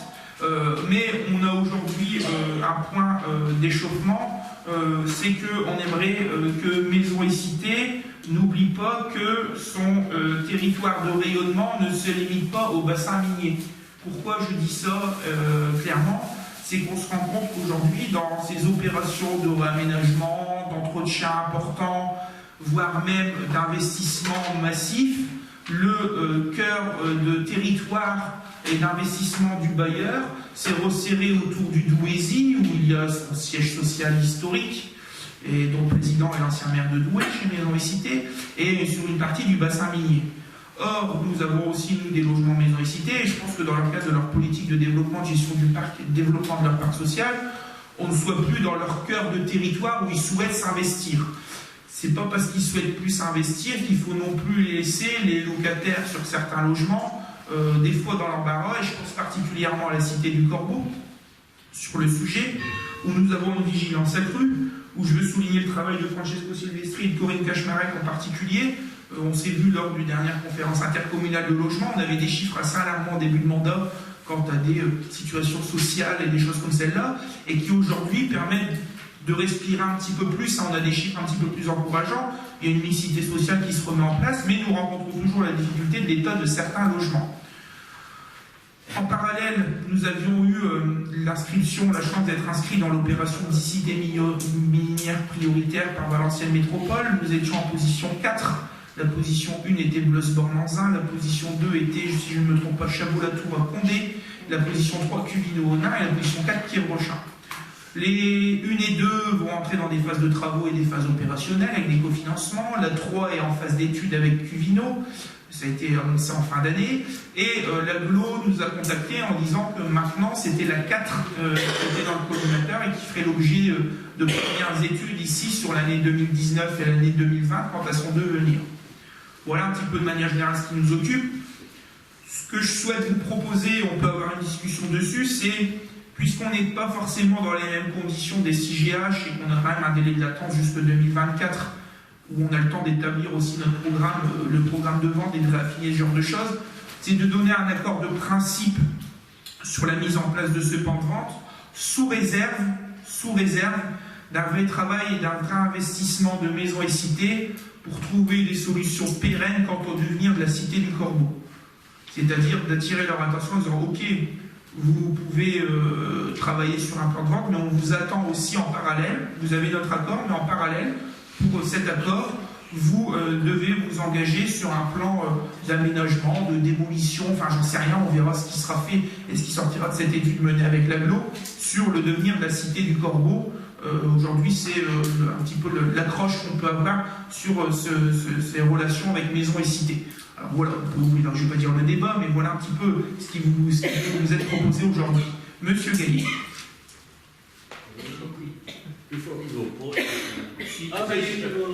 Alors, concernant la gestion sociale, nous n'y sommes pas hostiles, encore faut-il que les locataires puissent devenir propriétaires, hein, et qu'ils puissent, après avoir acheté, et qu'ils puissent, après avoir acheté, il a fait. Vous l'avez serré peut-être. Serrez-le au bon lettre. Ah, ici. Il est cassé le truc. Monsieur Dizon, ça vous sera facturé. Il n'est pas cassé, il est cassé. Il ne va pas non plus. Et là, il ne marche pas non plus. Il veut museler les élus d'opposition, c'est pas pire. Non, on n'entend pas ce qu'il dit. Sinon, ils ne font pas ça travail. Ça sert à rien. C'est bon, là? Non, il fonctionne toujours pas. Il y en a deux qui marchent pas. Il fonctionne.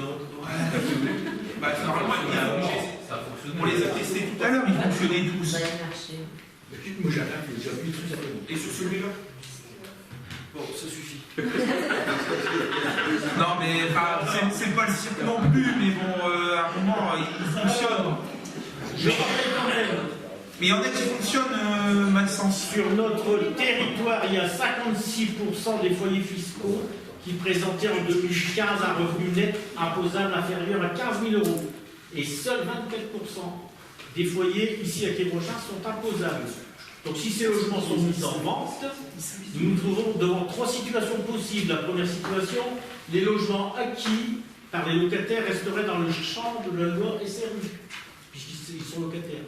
Mais seront-ils en capacité, après l'achat, d'assurer l'entretien du logement? Je rappelle quand même que ces logements font partie du patrimoine immobilier de l'UNESCO. Ils sont Non, ils sont pas.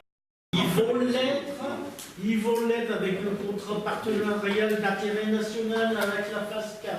Et vous verrez ce que je vous dis. c'est pas un problème. Les logements inoccupés pourraient être vendus à des ménages aisés. Ça se pourrait. Qui pourraient alors devenir des logements cossus, ce qui favoriserait la mixité sociale. Ces ventes qui pourraient profiter aux marchands de sommeil, ils peuvent acheter la maison, la louer au barème HLM, et la revendre au bout de 5 ans. Donc c'est sorti de la loi SRU. C'est du social. Vous avez parlé tout à l'heure, à juste titre, les bénéfices de vente. Est-ce qu'ils vont aller à la commune de Quiévrochin? C'est un renoncement pur et simple, une simplification qui sera uniquement bénéfique aux promoteurs privés. Il faut donc être attentif à ces ventes, car les bénéfices de ces ventes pourraient permettre à Maisons et Cités de financer son plan d'investissement ou, vous l'avez dit tout à l'heure, et je suis d'accord avec ça, essentiellement dans le bassin minier pour le programme de réhabilitation de 23 logements dans le Douaisis. Quiévrochin ne fait pas partie de ce programme et on pourrait alors assister à un déséquilibre dans l'entretien de ce patrimoine. Combien de familles sur la commune attendent un logement avant d'acheter? Peut-être qu'on s'occupe, mais là, les 2 personnes qu'on a citées tout à l'heure s'y attellent. J'espère qu'elles auront des résultats positifs parce qu'on me parle de 100 demandes à peu près. C'est ça? 120?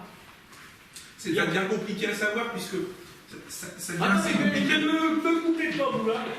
C'est compliqué à savoir le nombre de logements qui sont des inscriptions en guichet unique auprès des bailleurs, donc voilà. N'est-ce pas, monsieur Ducrot? D'accord, monsieur le secrétaire?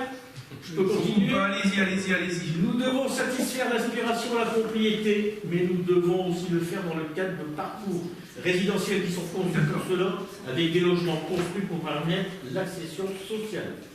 Maintenant, je demande à ce que la population soit intéressée au devenir du patrimoine minier.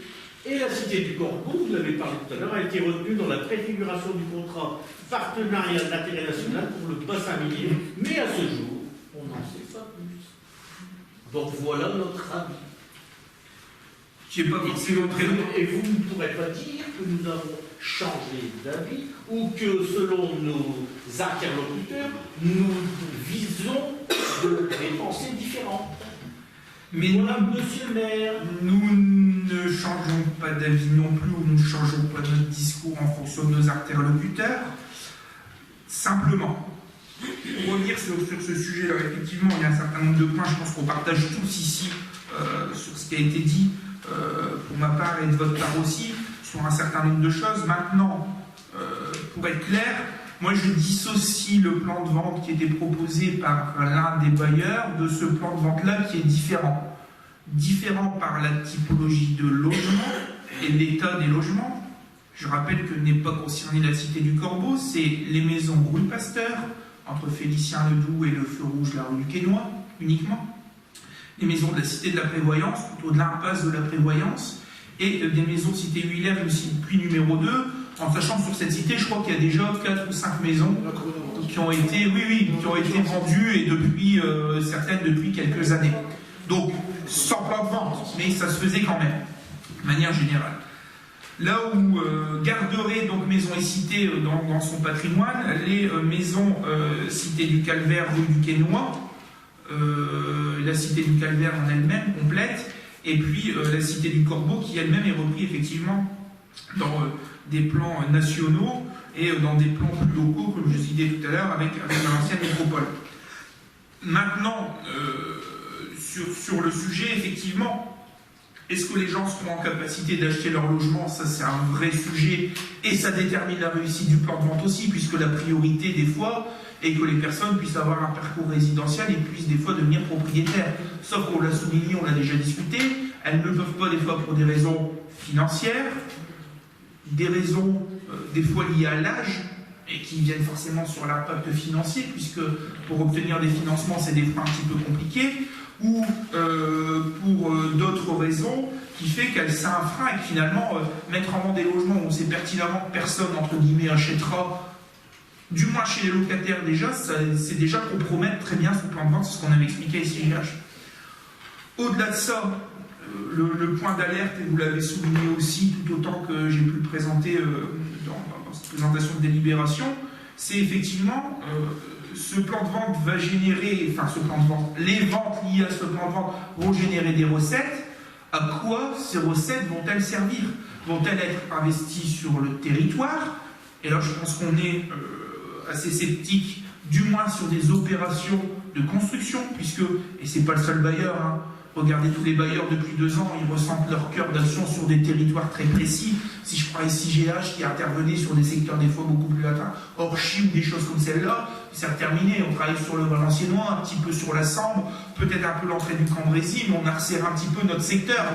Je pense que c'est la même chose pour d'autres bailleurs qui interviennent sur d'autres territoires du département. Et c'est un principe un petit peu de resserrement. C'est pas propre à Maisons et Cités. Mais là, on est sur un cas particulier où effectivement, je vais faire Margaret Thatcher, je crois. I want my money back, c'est un peu ça.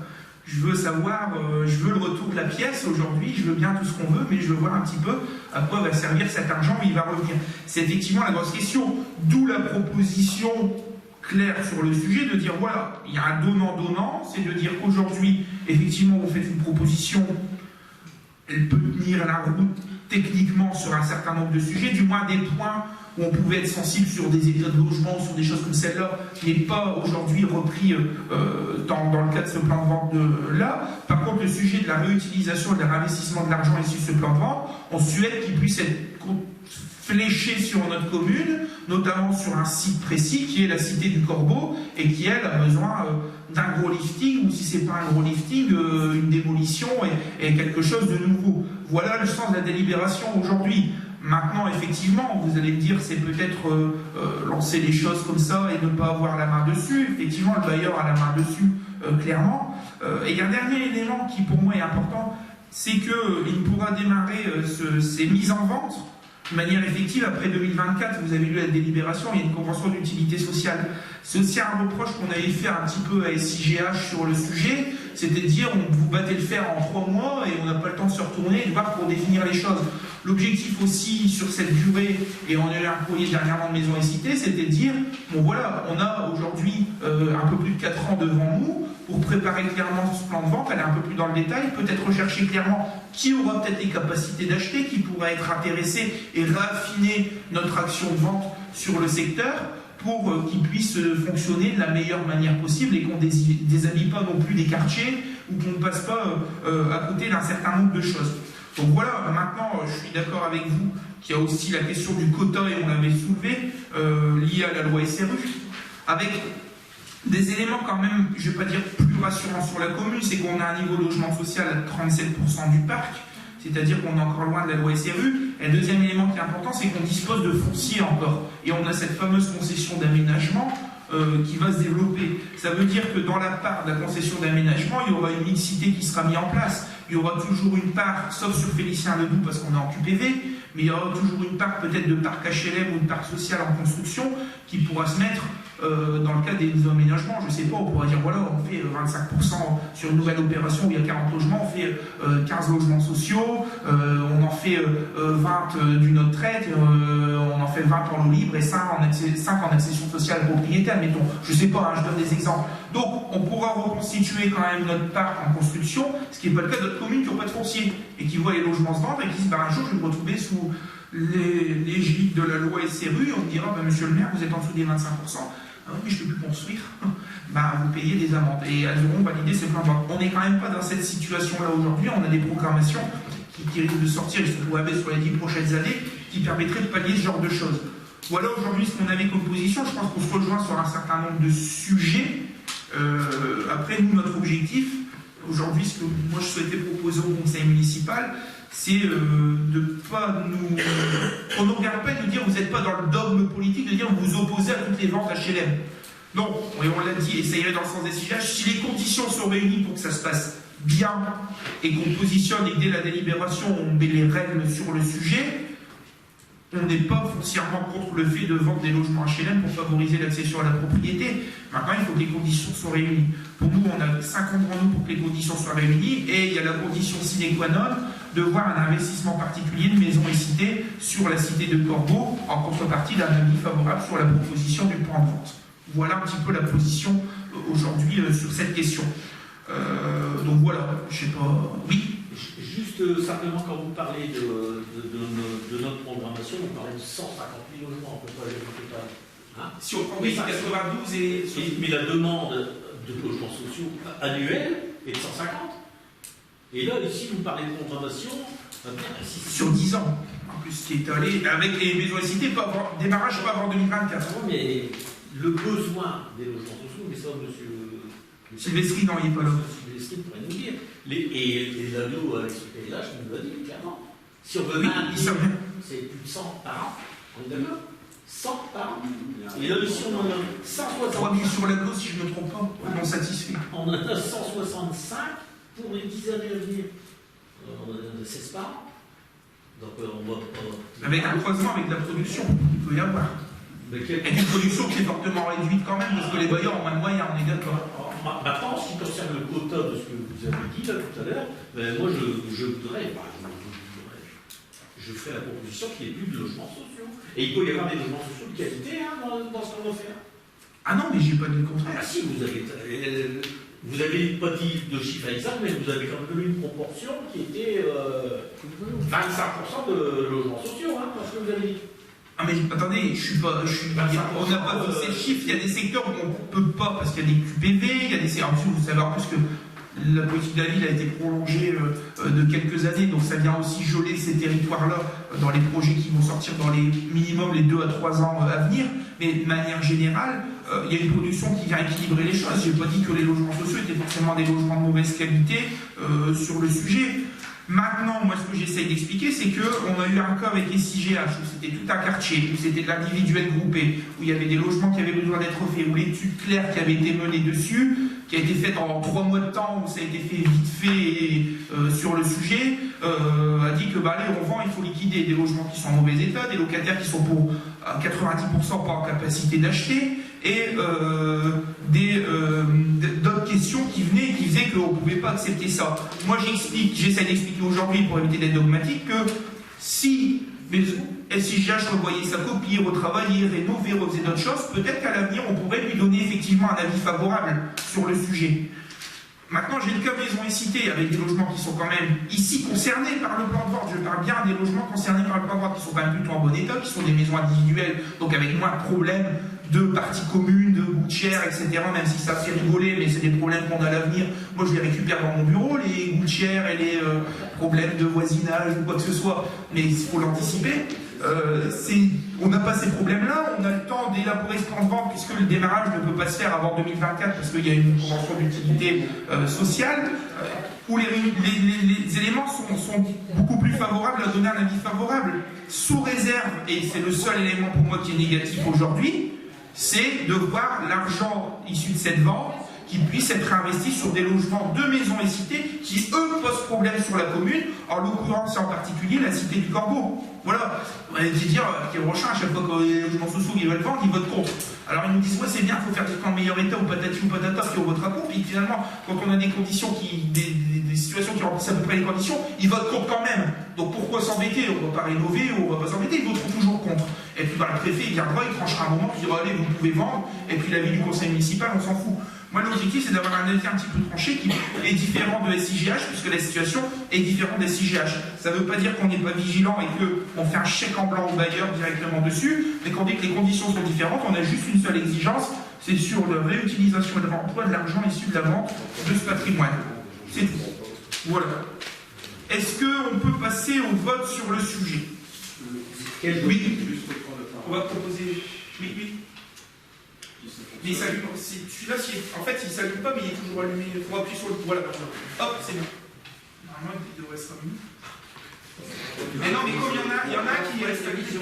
Bon, monsieur Dolé fait partie de l'opposition. Non, je vais juste rappeler. C'est le micro-Fernand, c'est ça. Là. Non, mais il y en a toujours un ouvert, en fait. On ne le voit pas, mais comme il est ouvert, il bloque les autres.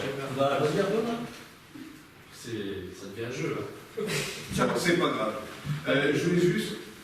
Merci, monsieur le maire. Je voulais juste rappeler le statut de maison et cité. Pour faire un peu l'histoire, il s'agit quand même de la SOGI Nord-Port. Et ils ont le statut de bailleur social depuis peu. Depuis peu. d'ailleurs, je pense 2015-2016. Donc voilà, et ils ont joué sur le basculement, d'ailleurs, pendant une année ou deux, ils ont profité des deux. Voilà, exactement, ils en ont bien profité. Donc ça, il ne faut pas oublier de le rappeler. Et là, il y a plusieurs enjeux, effectivement. Alors pourquoi ont-ils basculé dans le statut bailleur social? Ils ont dû attendre qu'il y ait moins d'ayants droit, parce qu'effectivement, il s'agissait des mineurs, des veuves de mineurs, et donc il a fallu attendre qu'il y ait cette proportion bien plus faible, qu'elle se diminue au cours du temps, pour changer de statut et devenir bailleur social, donc SAHLM. Donc ça, il faut le rappeler. Donc ils ont hérité, en fait, cette nouvelle entité est devenue vraiment une entité distincte de l'État, parce qu'il ne faut quand même pas oublier que c'était Charbonnage de France, donc c'était l'État qui était derrière, c'était l'État qui entretenait les maisons. Ça, il ne faut pas l'oublier. C'était le seul constaté. Voilà. Et donc, par rapport à ça, aujourd'hui, ils se retrouvent donc avec le statut de bailleur social, avec un patrimoine important sur un grand territoire, tout le bassin Nord-Pas-de-Calais, donc c'est quand même pas négligeable. Et aujourd'hui, par les infos que j'avais par l'aglo en commission habitat, effectivement, pour eux, c'était une priorité quand même de faire un peu un dépoussiérage et de se concentrer sur l'essentiel du patrimoine minier. Et donc, effectivement, ensuite, suite au classement en site UNESCO, ils se sont concentrés sur la partie UNESCO. Alors, les sites UNESCO. Mais aujourd'hui, effectivement, moi j'avais réclamé que Quibrochin soit inclus dans ce patrimoine, et ça n'a pas été le cas. Peut-être ça le deviendra, je l'espère, par la suite. Mais malheureusement, des habitations ont déjà été vendues sous l'ancien statut. Par exemple, Cité du Calvaire, il y a déjà des maisons qui ont été vendues.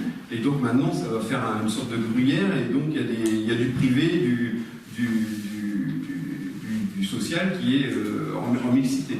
Bon, il peut y avoir du pour et du contre. Le problème, c'est le devenir architectural des habitations. Et ça, donc, on y a travaillé dans le PLU. La modification simplifiée va normalement, on l'espère qu'elle va passer bientôt et va protéger ce patrimoine. Et de toute façon, ce sera inclus dans le futur PLU. Voilà, vous préconisez quoi de ce donné? Parce que tout ça, c'est de la littérature. Oui, je suis d'accord. Je voulais juste reposer l'histoire de ce patrimoine. Alors, le devenir, effectivement, moi, je pense qu'il faut que ça reste du social quand même. Je pense qu'il faut que ça reste du social parce qu'il y a un réel besoin, et notamment aussi pour protéger ce patrimoine d'une façon. Si vous voulez, noir sur blanc, on va voter sur ce que vous voulez dire. Pas juste après. Proposition de vote. Voilà. Émettre un avis favorable sous réserve de. Et si les réserves ne sont pas respectées, c'est un avis défavorable. D'accord? Émettre un avis favorable sous la réserve que le plan de vente, qu'on puisse avoir plusieurs rencontres et qu'on puisse affiner notre plan de vente d'ici 2024 sur le temps de la CUX. Deuxième, et que l'ensemble des 66 logements ne soient pas vendus sur le sujet, qu'il y en ait un petit peu moins. Ça fait partie des négociations. Pour garder des mixités sur les quartiers, c'est-à-dire qu'on ne vend pas les 66 du privé, mais sur tel quartier, on en vend 10, admettons sur celui-là 15, et sur celui-là, je ne sais rien, 15 aussi. Ce qui fait qu'on réduit le nombre. Deuxième condition de mise en vente liée à l'avis favorable, que l'argent, qu'on ait une vision claire sur les recettes issues de ce plan de vente, et que ces recettes soient utilisées en priorité pour des travaux sur la cité du Corbeau. Et que le patrimoine minier soit préservé. Le patrimoine minier.